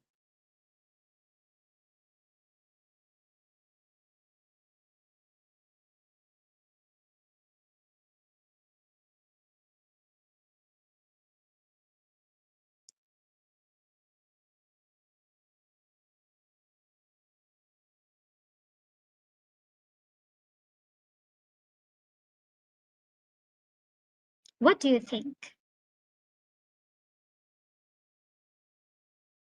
At the end of the class, the teacher asks students to do the writing task at home. Do it as homework. That should be submitted next week. But look at the second scenario. Yeah, the second scenario for sure, yes. In the second scenario here, the teacher changes the writing task to be more meaningful.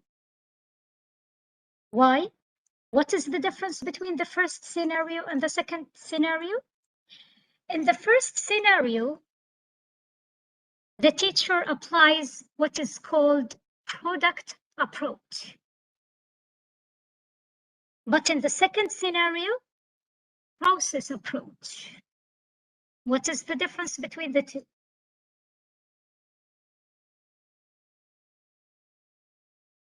In the product approach, the emphasis is on the final product.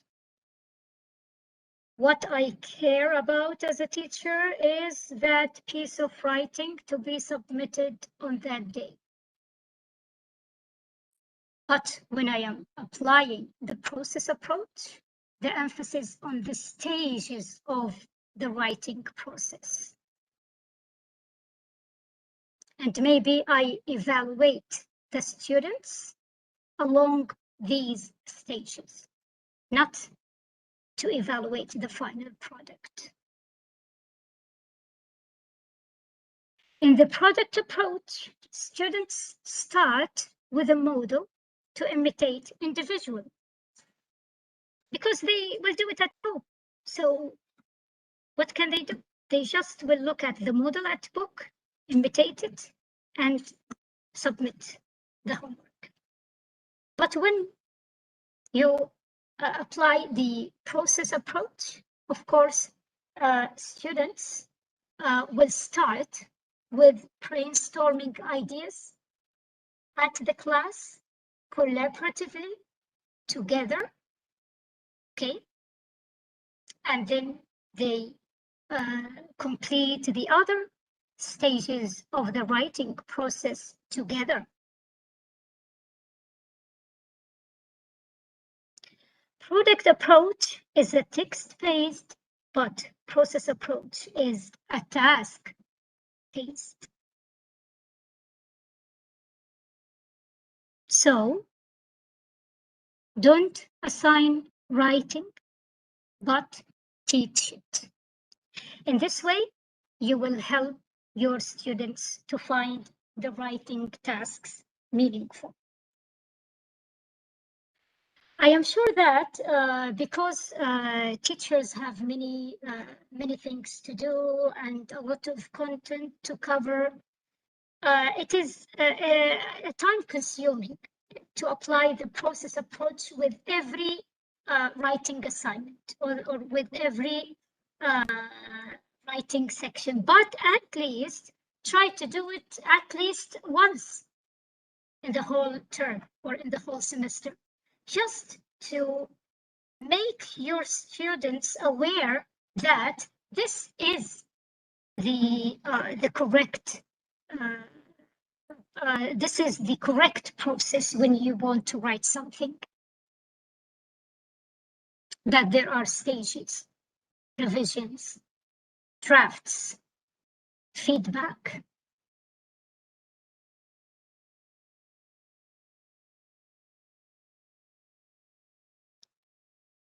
Okay. Now here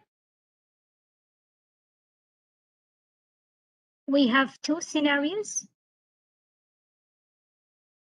that, of course, will lead us to a new technique. So please read the two scenarios and tell me which one sounds more meaningful.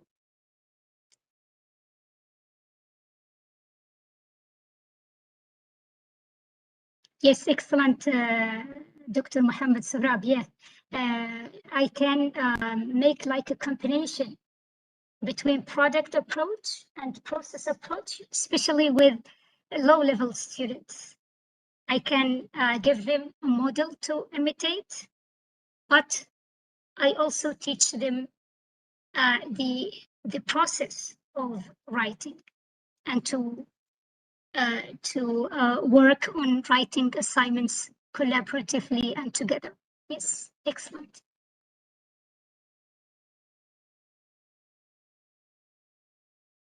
Okay, so here the second scenario is more meaningful. Yes, why?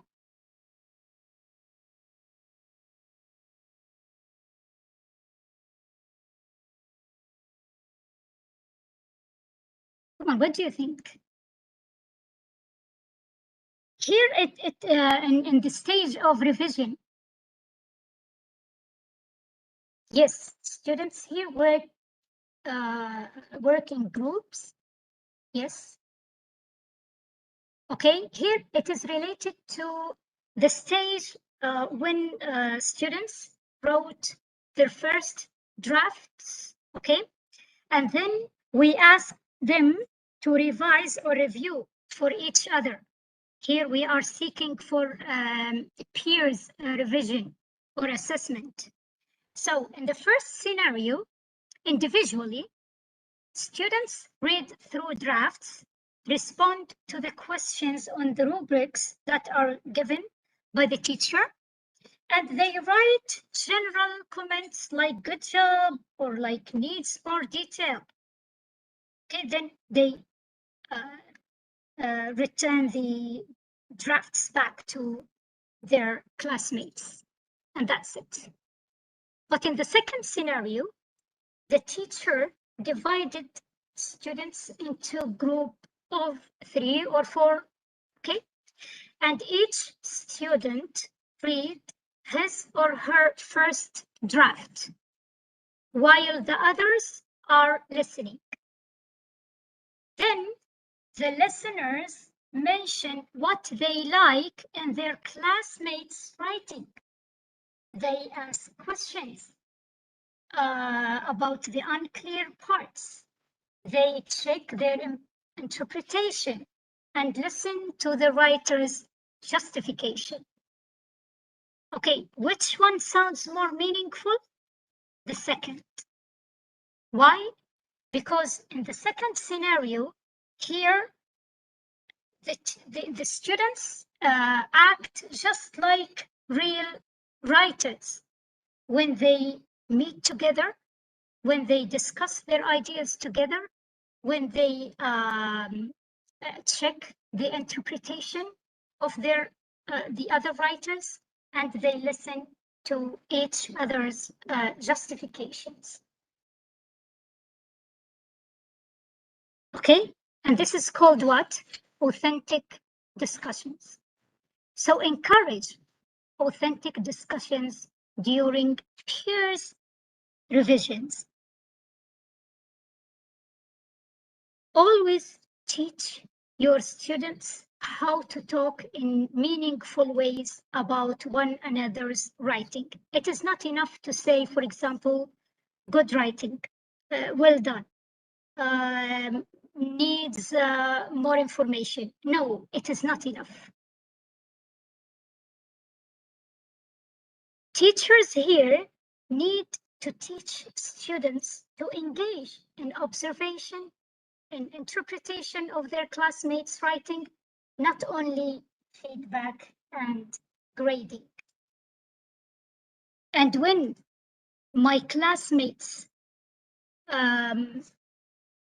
discussed my first draft in details, of course, the writing task will be more meaningful, okay, compared to when I only receive normal remarks like, for example, well done or good job or okay, etc.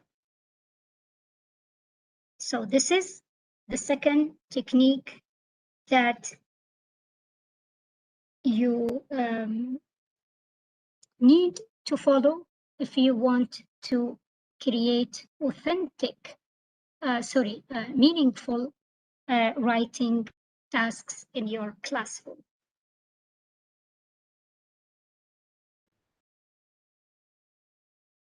Okay, now please read, kindly here read the two prompts and tell me which one sounds more meaningful.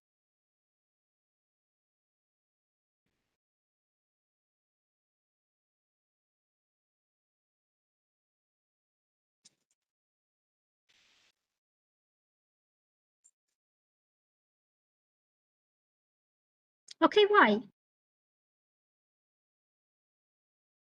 Why it is the second one? Why is the second one is more meaningful than the first one? The first one is okay. The first one is correct. But the second one is more meaningful. Excellent, yeah. Because in the first prompt here, when I say the teacher says what? Social media has negative impacts on people's life. What are the reasons? So here the teacher imposed his or her opinion on the student. So just tell me the reasons. So the opinion here, okay, is correct. Just give me the reasons. But in the second prompt here, the question, do you agree or disagree, and why? This question makes a big difference. Why? Because when I ask my students to agree or disagree, to express their opinions, of course, I am encouraging them to think critically. Critical thinking, which is a very important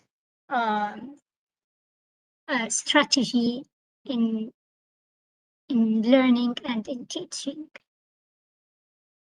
Writing activities become meaningful when they lead students to be critical thinkers, to be active, and to be able to express their individual voices and personal opinions. And writing activities also that require critical thinking enhance students' skills that are related to paragraph organization, to cohesion, to coherence.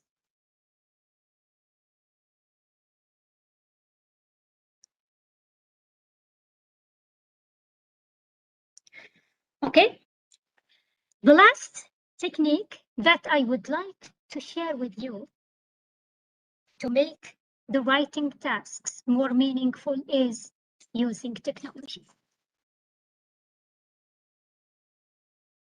Technology will help students view their writing as more than exercises for learning to write, as more than obedience to teacher instructions, but rather as a unique form of social action. And there are many ways, okay, that you can follow if you want to use technology to be meaningful to students. Number one, use word processing software. Like, for example, Microsoft Office here and Grammarly. Why? What is the importance of asking your students to type by using computers, by using word processing programs, and not to write by using hand? Yeah, check mistakes. Excellent. Correct mistakes. Mm-hmm.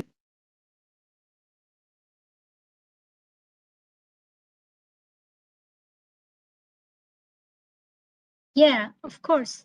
There are some suggestions. Okay, and paragraph organizing, grammar, to make sure that grammar is correct. So using word processing software will help the student to focus, okay, to write, then read, reread, edit, try to find the mistake, okay, change. And this, of course, will help students to produce a neat and legible script, and will help the student to focus and to think deeply upon what he or she is working on.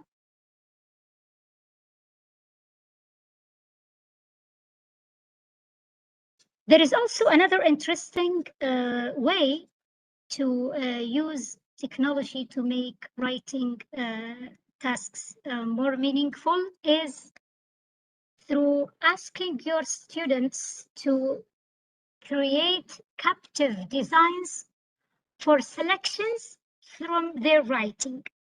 So when you or the classmates, okay, when they like a piece of writing or a line or two from what the students produced, you can ask your students, okay, to put those lines in catchy designs, and they can share their designs, for example,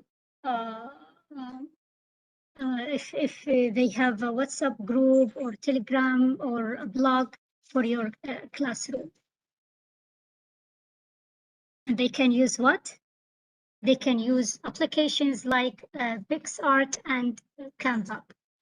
These two applications will enable students to create beautiful designs for their writings.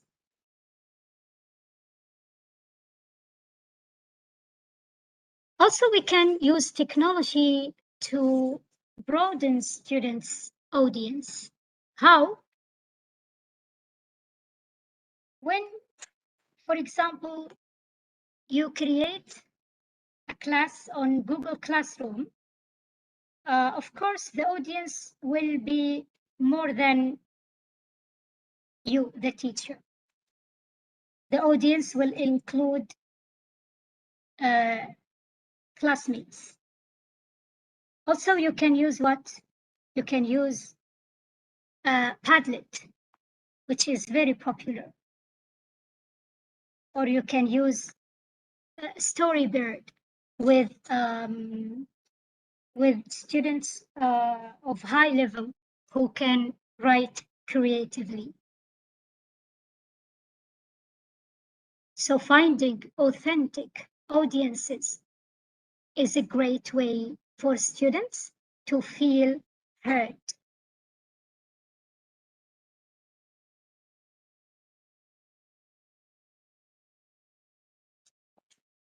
Okay, can you hear me?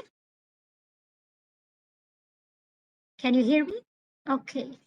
Okay, so when our students, when they feel that there are readers for their writings beyond the teacher, more than the teacher, of course, the writing tasks, the writing activities will be meaningful to them.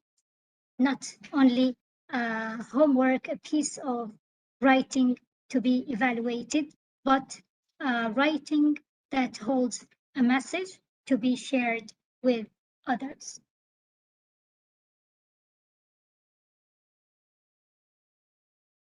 I am not telling you it is going to be easy, but I'm telling you it is going to be worth it.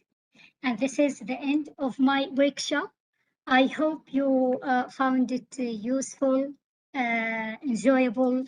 I would like to thank you so much for your time, for joining the workshop, and hoping to meet you, inshallah, in future forum and workshops. Thank you so much.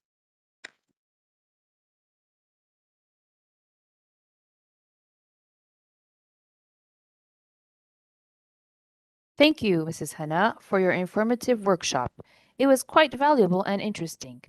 That was the end of our second session. Are there any questions?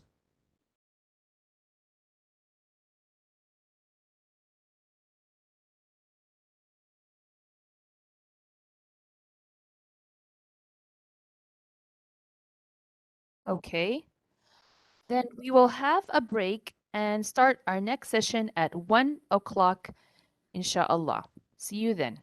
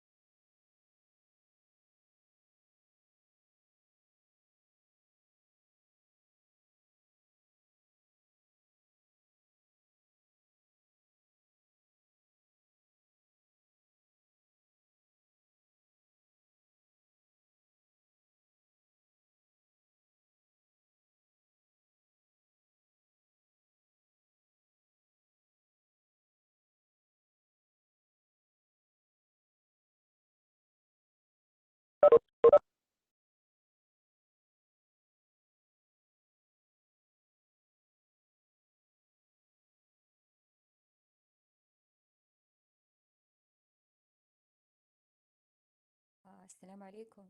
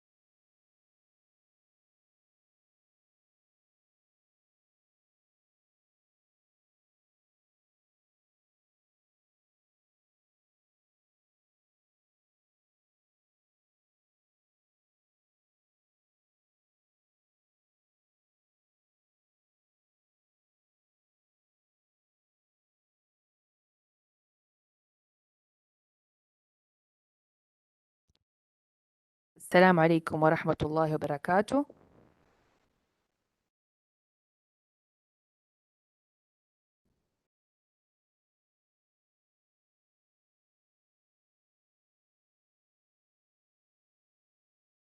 Welcome back, dear brothers and sisters.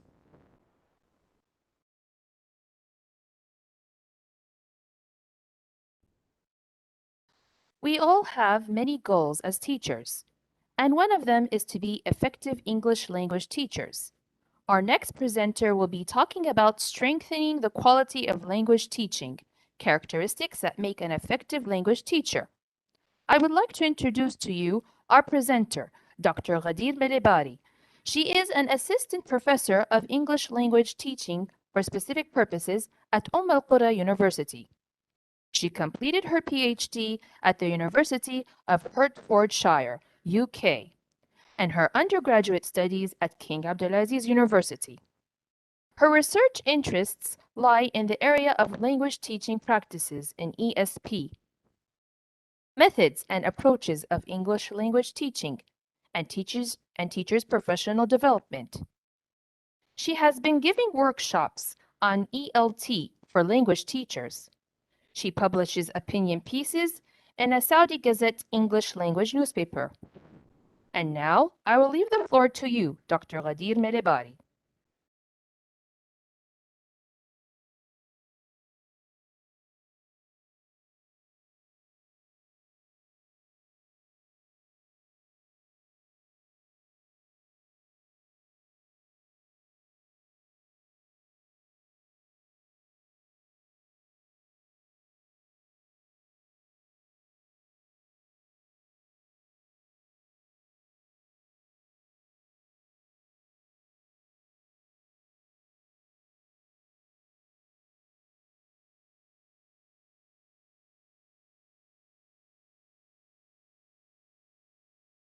Assalamu alaikum wa rahmatullahi wa barakatuh. Good afternoon, everyone, and welcome to my session.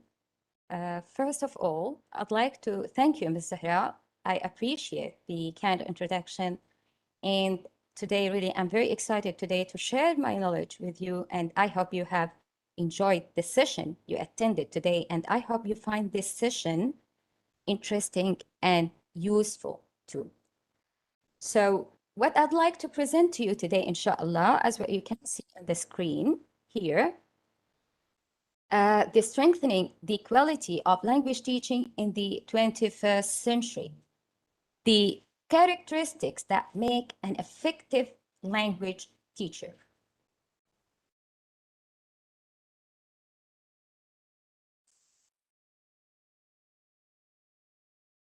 Of course, we all agree that effective learning is strongly related to effective teaching and effective teaching. So our aim and the purpose of this session is to give some suggestions for English language teachers on how to increase their effectiveness in the classroom and what English teachers should do to answer the needs of the 21st century in terms of language teaching. This is the overview of my presentation. So first of all, I'd like to talk about the characteristics and the qualities of effective English language teacher. Then we are going to talk about if you want to become an effective teachers in the 21st century, so what should we know and what should do to be an effective teachers. So here, how would you describe yourself as a language teacher? It's really interesting to hear from the teachers the images that they use about themselves to show us their views about their profession. So how would you describe yourself as a language teacher? You could write it in the chat here.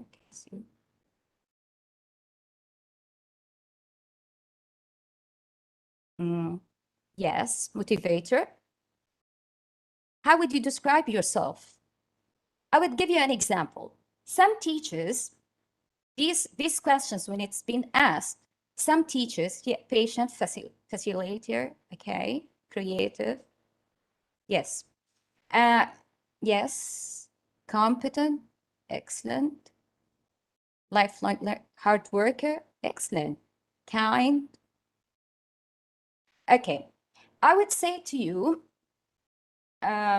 some teachers feels like gardeners because they plant the seeds and then they watch them grow. Some other teachers, and that was an interesting answer. Some teachers said they feel like they feel that they like an actors because they feel as if they are always on the stage. And some language teachers says they are unique, they are not like others. And here I love to learn, guider, thank you, wonderful. Okay, sometimes the baby said interesting, positive and enthusiastic teacher, excellent, yes, why not? Okay, for me, my conception is I feel that language teachers are distinctives. We are not like other teachers of other subjects. We are not like other teachers because according to the content of our subject.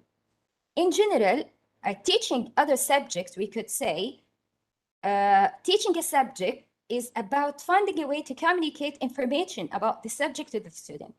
And what's the teacher roles of that subject? Getting the student to analyze the information about the subject in order to develop and create new ideas. But when we are talking about the English language teaching, here is totally different. The student generally have content and the ideas. So your role as a language teacher here, giving them tools so they can find ways to express those ideas.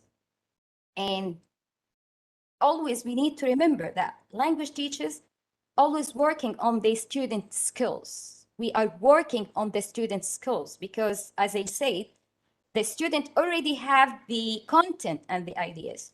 And so our role helping them to develop these skills so they can better communicate their ideas about their subject. Okay, let's move. And effective English language teachers. Okay, what qualities do language teachers need to develop to support their students to learn better and progress? As an English language teacher, really, I was always wondering about what makes us more effective. Is it the materials, the tasks we use in the classroom, the strategies to get the student involved, or we could say our attitudes and relationship with them? In fact, identifying the qualities and the characteristics of an effective teacher is not an easy task at all, as the term of effective can be understood, of course, differently by different people, depending on the criterion we use to judge the effectiveness. For example, an effective teacher can mean teacher who always produces a class of high achievers, or when her students get high marks, then we could say this is a very effective or a good language teacher. Or a teacher who generally receives positive evaluations from supervisors and administrators. But it would be different if the effectiveness is focusing on the teaching process and not on the result.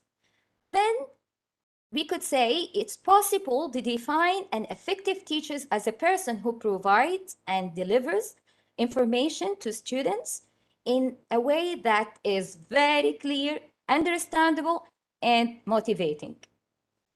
However, in general, focusing on the output of teaching and education, the effective teacher can be described as someone who should lead the higher student achievement and long-lasting learner.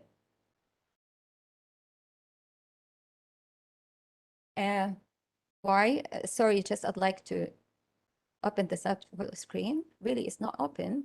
I thought it's open. Let me see.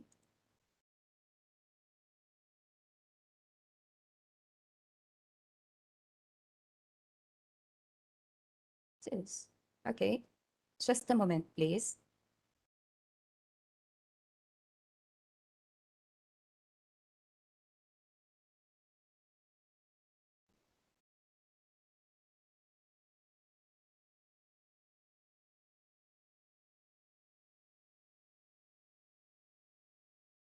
Okay. So that is, okay. Sorry, because I thought that it was shared. Okay. So we could say, so at the end, we could say there is still no consensus on the determinants. An effective English language teacher has numerous definitions and determinants and qualities and characteristics in terms of different perspectives such as effective factors, classroom management, and field of knowledge. Okay.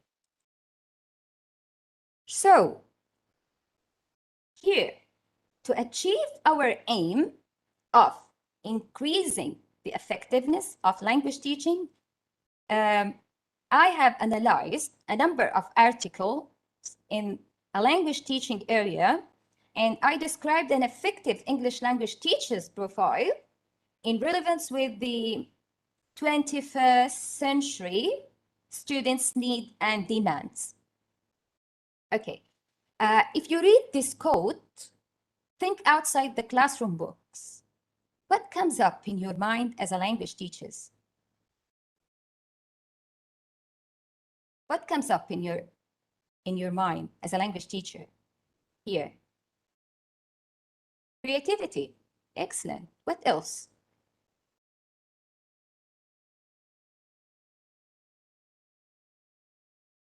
We could say the language needs, they think outside the classroom box. This shows that the traditional classroom, where teachers as the only source of knowledge, no longer active. Yes. Excellent. So this shows that traditional classroom, where teachers as the only source of knowledge no longer fulfills in the 21st century student needs. So in the 21st century, students should be taught the 21st century skills, preparing them for successful learning, life, and work. So the language teachers now are demanded to be ready and should react fast and positive in facing the educational challenges. They should grasp that education develops and changes affected by strong technological revolutions.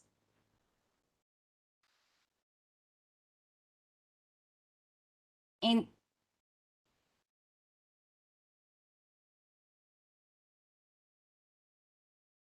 as we know, English subject is really relevant to 21st century learning needs. So we are, as a teachers here, we are playing a vital role to help the student to gain many skills, to get high standard use of English language.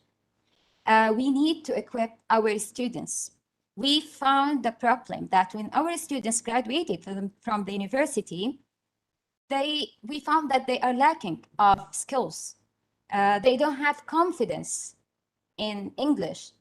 They might speak English very good, but they feel they are lacking of communicating. They can't communicate efficiently. They couldn't write a proper email.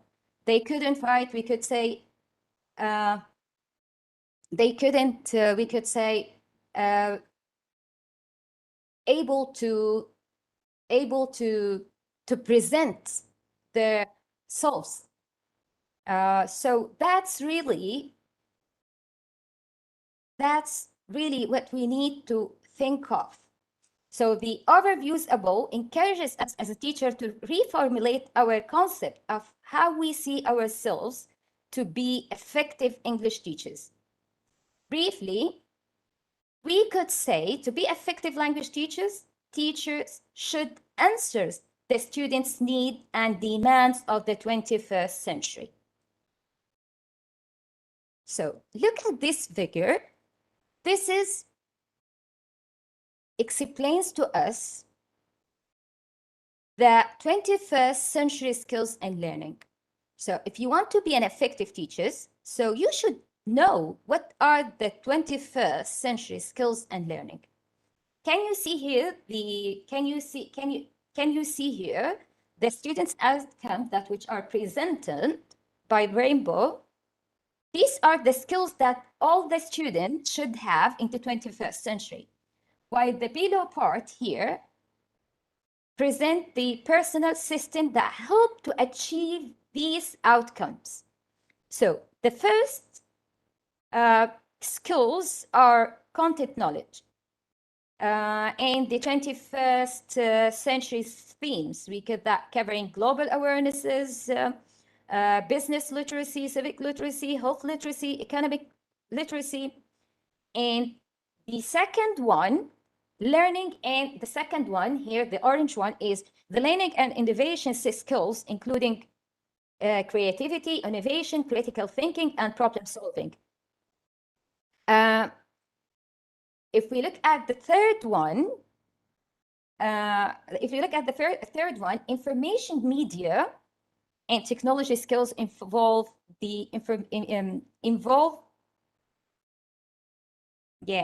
information literacy, media literacy, and ICT literacy.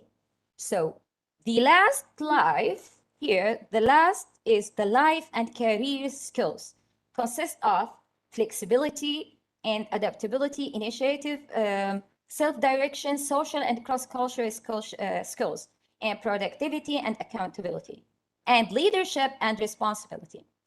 So the 21st century outcomes above should be correspondent with the 21st century teaching.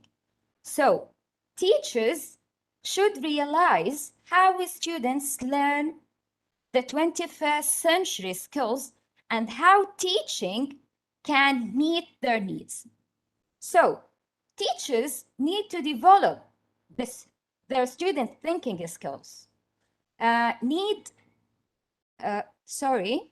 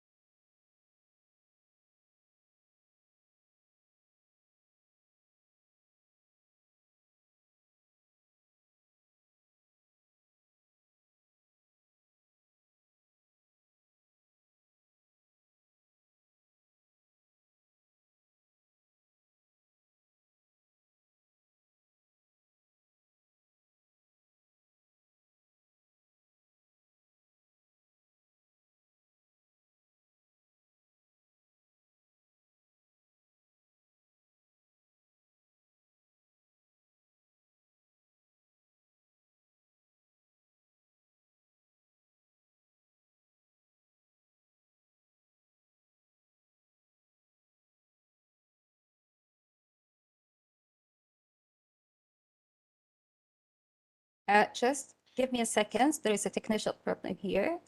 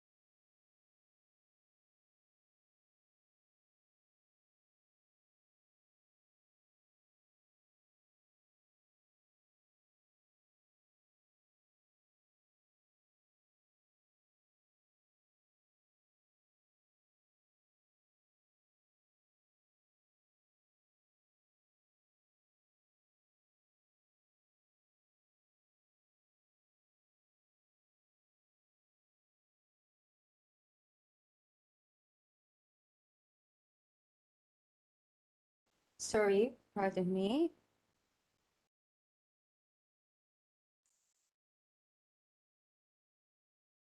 So here we could say, to summarize what we have, to explain these figures, we could say teachers need to develop thinking skills of the student, exploit technology to support learning, to provide the student engaging with technology tools, foster creativity foster the creativity for their teachers, and foster learner autonomy. So that means let our student is being able to take control and responsibility of their own learning, and that is very, very important to do with our students really in learning language. In both, let them to take the responsibility of their learning in both in terms of what they learn and how they learn it. Now, learner autonomy is particularly important. Students have limited classroom contact time for learning English, but they for sure need to increase their knowledge and skills. So it is important for them to become self-dependent language learners who can continue learning efficiently outside the classroom.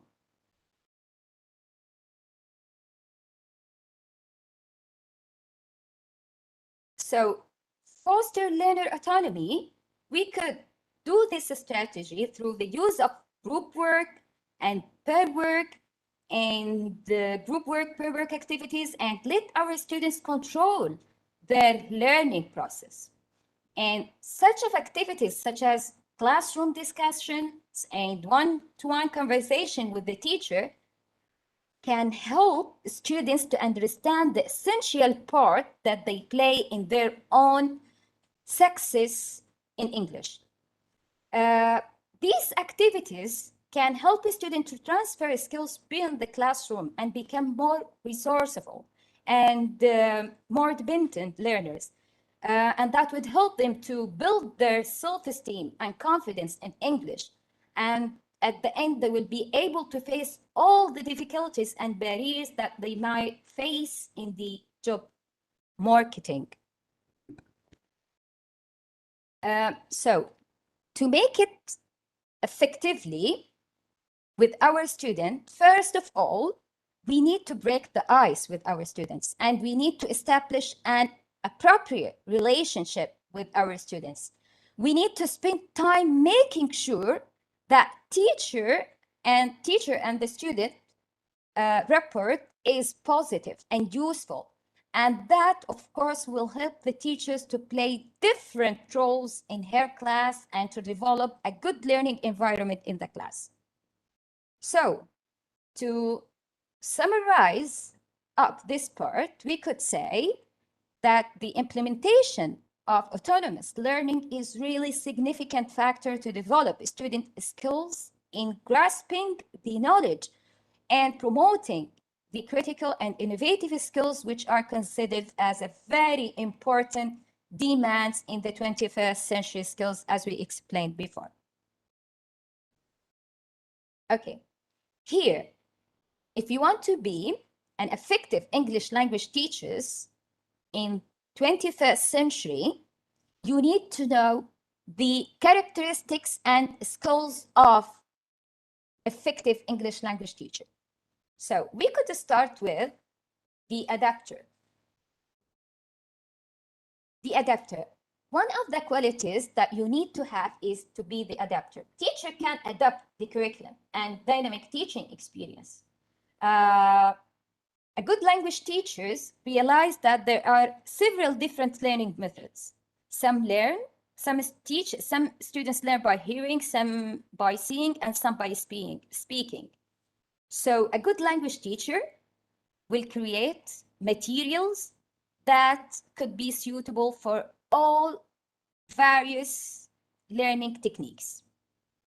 The second one, the visionary.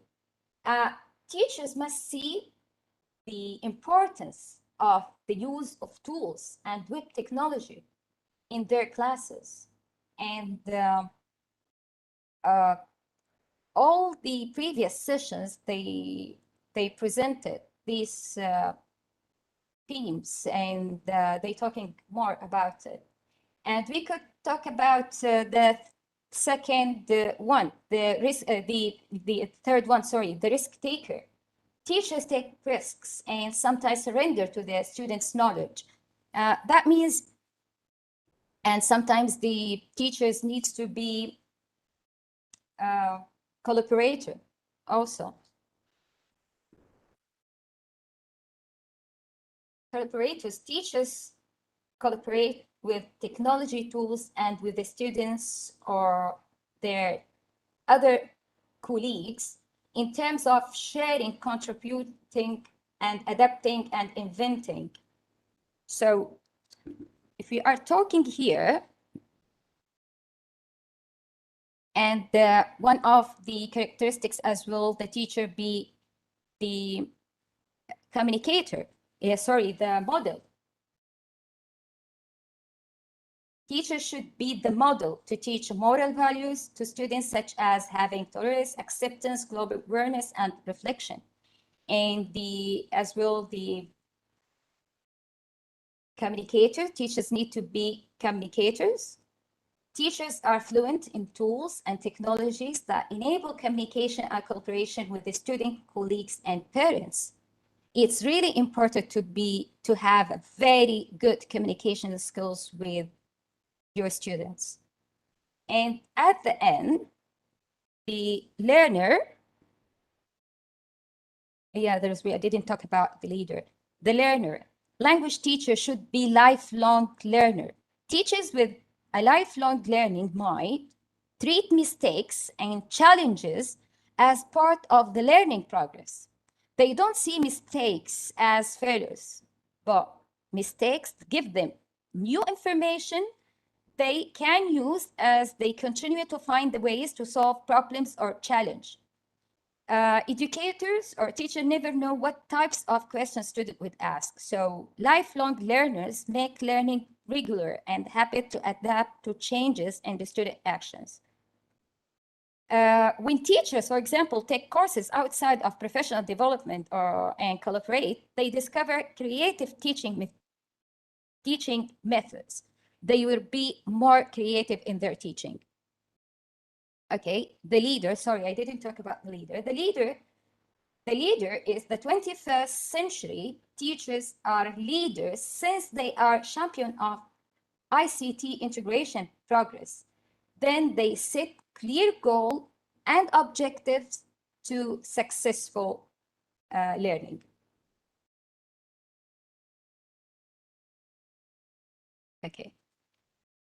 Here are, we could say, as we see here, the four main characteristics of effective English teachers.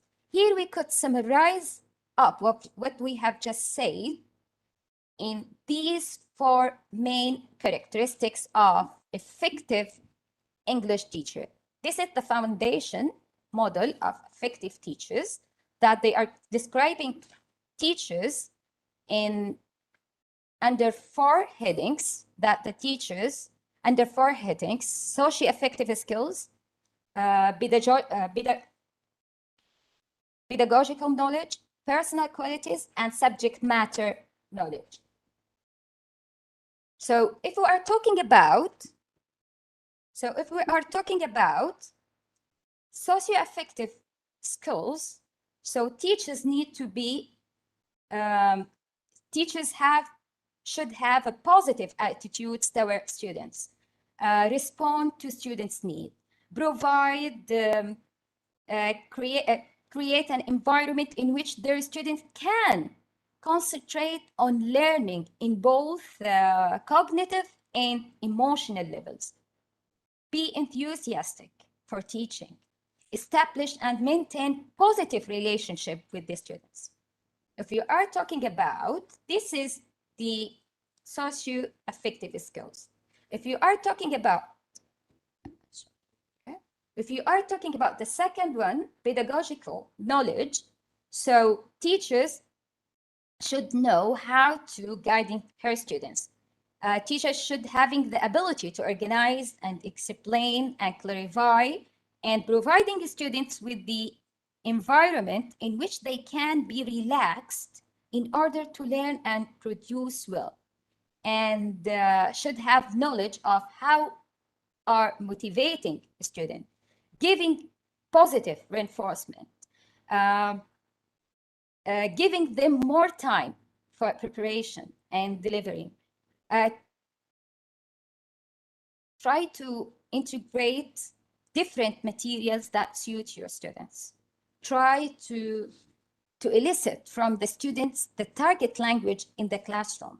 Be patient with your students. Okay, if we are talking about the personal qualities, being challenging and having reasonable, high expectation, having sense of humor. It's really important to break the ice with your students and having a sense of humor. Believe me, this is one important, yes, as well, be a good listener, of course, and being creative, being patient, kind, sensible, and open-minded, flexible, optimistic, and at the end, having positive attitudes toward new ideas. Be a good listener to your students. Listen to your students. Feel them, let them to feel that you don't have any problems to make mistakes. I'm here to let you, I'm here to prepare, I'm here to help you. I'm here not for judging or assessing your levels. Students have to feel that feeling from their teachers.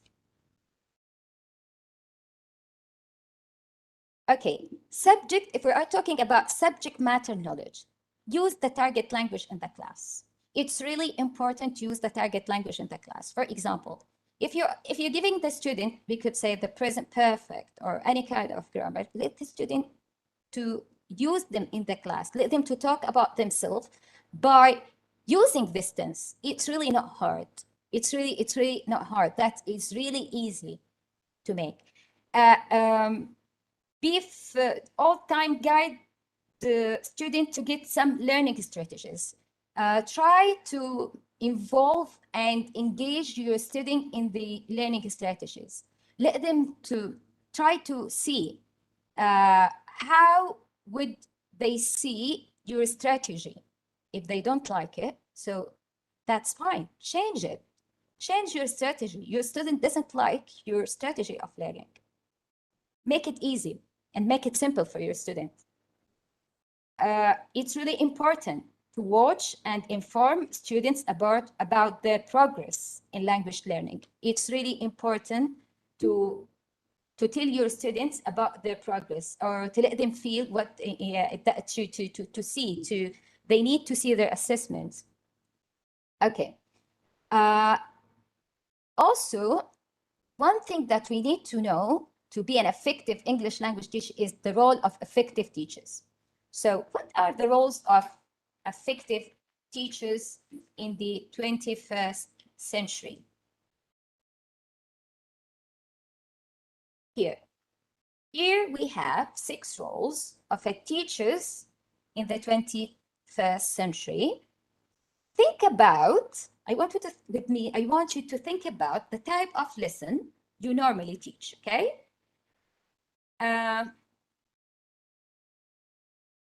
In which roles are you often involved?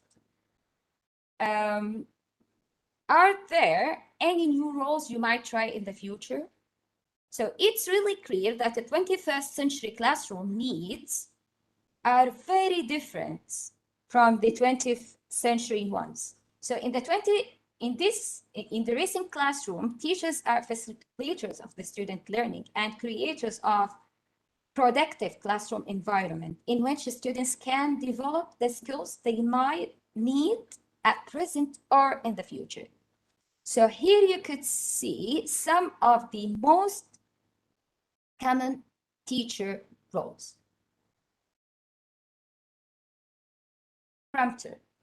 The teacher encourages a student to participate and make prompter. What does that mean? The teacher here should encourage the student to participate and make suggestions about how students may proceed in activity. We could say also the teacher should be helping students only when necessary. So we only help them if they need help. Okay. The second one, facilitator. So is when the teachers help the student to discover knowledge of their own and in relation with the technology. So the teacher should play the role of IT specialist, network administrator, designer of learning experiences, and learning facilitator. So if we're talking about the role of the teacher as assessor, we could say here the teacher assumes this role to see how well students are performing or how will they perform. Giving feedback and corrections for your students are very, very important, but you need to be careful in this because some students are very sensitive, so that could prove counter productivity, or that could decrease the student's self-esteem or confidence in learning the target language. But at the end, giving a feedback for giving the student the feedback is really important. Even if you make such a small activity or such a small exercise, the student has to listen at your feedback. Okay, it's really important in learning strategies that the students listen to the teacher's feedback. Okay, the organizer. One of the other roles of the teachers is to be an organizer. We could say it could be the most difficult and important role the teacher has to play is to be an organizer. So the success of many activities depends on your organization. How depends on how good organization you did or you spent in your classroom, and on the so it's really important to give clear instructions to your students before they start any activities. Give them instructions, then give them time to understand these instructions, then let them engage. Then you could work as an assessor here. So you could play different roles while you are applying, while you are doing one exercise. So, but as the being organizer is really important role that you have to make it in your classroom. So the participant. This role, participant here, this role improves the atmospheres in the class when the teacher takes part in activity. So sometimes the teachers take risk of this because they feel naturally they are dominating the activity when they do this activity. So be careful in this. So you need to, it's really nice to participate your student in doing exercises. That would help to increase your students' ability in speaking as well. They feel that's okay, we don't have an assessors here with us. We all are playing this game, or we all participating in this activity. So try, as I said before, try to break the ice and build good relationship with your students. Yes, exactly. So let's go. And the last role is the tutor. The teacher acts as a coach when students are involved in projects, involved in a project, or when they decided to do a presentation. So the teachers here working or act as a coach. Give your student the time and let them to think about what they want to do. And your role here just being as a coach, just guide them, help them, tell them that what are you doing is good or you are not in the correct way. So this role can be a great way to pay individual attention to a student. It can also allow teacher to make a course to fit the specific student needs. Okay. So here, to be an effective teacher in 21st century, we need to do what English teachers should do to be an effective language teacher. Being reflective English teacher. What does that mean? The focus of critical reflection is to capture what every student is doing in the classroom in critical way, and focus on the method that you have or material that you have used, or any techniques that you used in the class, and you could reflect it and you could say to yourself, what I'm doing is good, appropriate with you, suit my students' levels. So a good English language teacher is not only skilled at creating assessment for his class, but she can also use those assessments to figure out how successful her teaching methods are. The second one, developing teachers' competence. This is very important. The requirement of any teacher is to know his or her subject well. So, however, in most cases, it's vital to remember that as a teacher, you are guiding a learner to new knowledge and helping them discover the subject you are teaching. Doing is learning. This is especially important in language teaching. That's really, really very important in language teaching, as many students may enter the course as, for example, we could say as a complete beginners or false beginners, or have a little knowledge of the language, but little knowledge of the language, but lack confidence. As a teacher, recognizing what the learner know and doesn't know is very important. The learning doesn't always happen quickly, so give it space and time to happen. Give them time. Patience with learning process is one of the greatest qualities of a good language teacher. Patience inspires confidence in the learner. Be patient with your student. Having patience gives the learner the color.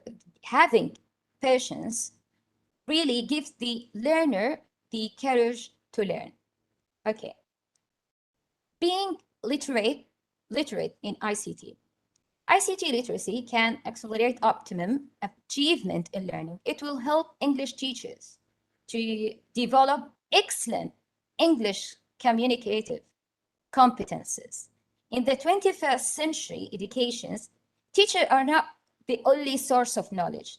They cope with the digital era and see the students as a digital native who can search some resources from the internet. Okay. Promoting alternative assessment rather than traditional assessment. Alternative assessment has become a prominent because of its effectiveness. And Dr. Samar, mashallah, she explained to us how alternative assessment is expected to present more benefits rather than traditional assessment, such as standardized test, which doesn't achieve high order thinking skills or doesn't achieve the learner autonomy. So in the other side, using the alternative assessment has some qualities to be implemented. That alternative assessments embraces democratic decision-making process, so it promotes collaborative learning too, in which teacher and the student are cooperative too. The last one, attending some educational training and workshops. That's really very important. as one of good characteristics of English teacher, technical knowledge, as keep up with the field through regular reading and conference and workshop attendance. As you see, there are some conferences and workshop English teacher can attend to enhance the inside information related to their teaching. And there are lots of ways of improving one's knowledge of ELT and increasing one's confidence as a teacher. For example, you could read, I would say you could read ELT, you could read many books in ELT or attending workshop like what you have done now. You have attended such of these sessions that really helpful to increase your ability, increase your effectiveness of English teaching. So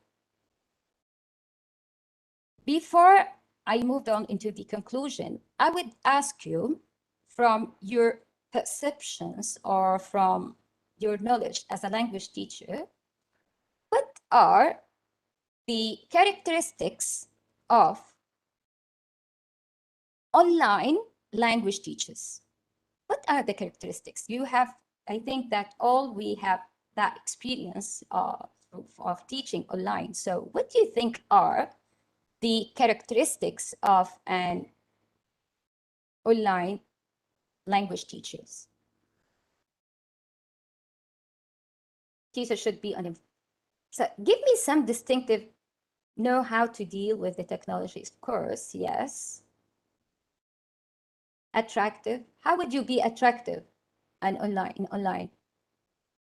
Being aware of motivator, organized, using apps. Excellent. Yes. So that's my presentation. Save efforts, her voice, punctuality, using online tools, by using online teacher. Yes. Use a lot of application, touching of students' interests, creative, encourage, challenging, use pictures of patient. We need to be patient with our student through the online teaching. Yeah, we could play, yes, games. What do you mean by games here? Motivate them, encourage them, be careful of the type of learners. Okay. Gamification, excellent. You just need to be a creative. Excellent. Charisma, excellent. That is really a very important feature that language teachers should have. Charisma, excellent. Know how to show lesson in terms. Accuracy. Motion graphics, to know how to, could be, why not? Very active because they love technology. Yeah, okay.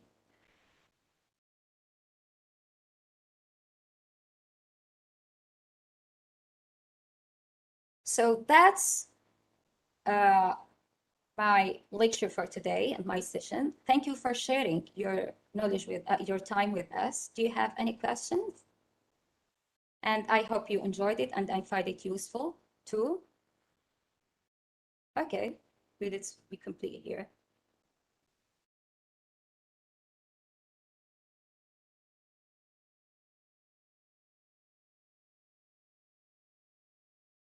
Okay, ladies.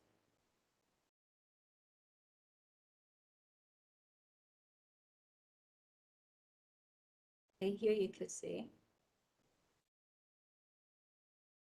Thank you so much.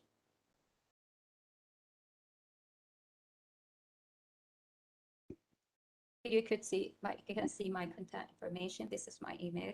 In case if you have any query or questions, you could ask me. Thank you for sharing your time with us and see you inshallah next time.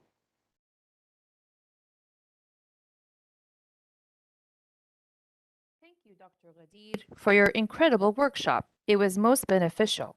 And now, ladies and gentlemen, we come to the end of the forum. We hope you enjoyed our session for the day. But before we all leave, let's hear a word from the Deputy of the ELC, Dr. Nawal Al-Zahrani. Dr. Nawal Al-Zahrani, the platform is yours.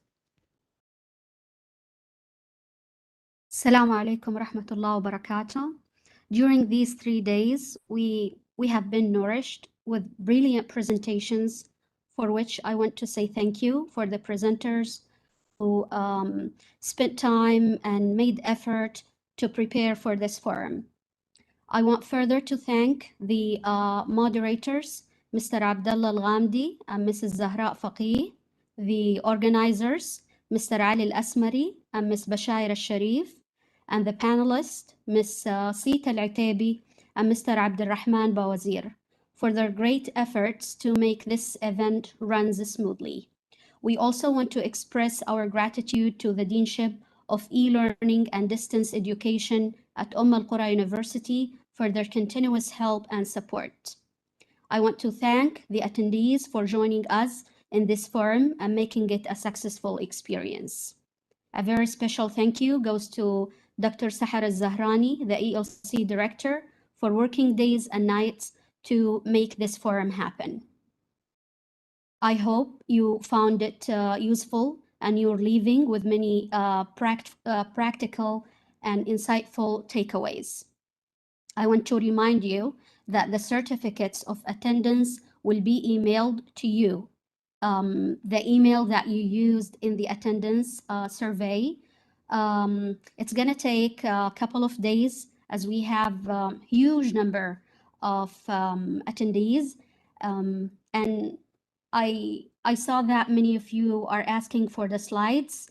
You can find them in the shared in the chat box. Ms. Bashair, please make sure that you send it to the chat so people can have access to the slides. Thank you again. Have a nice weekend and see you in other future programs and workshops by ELC.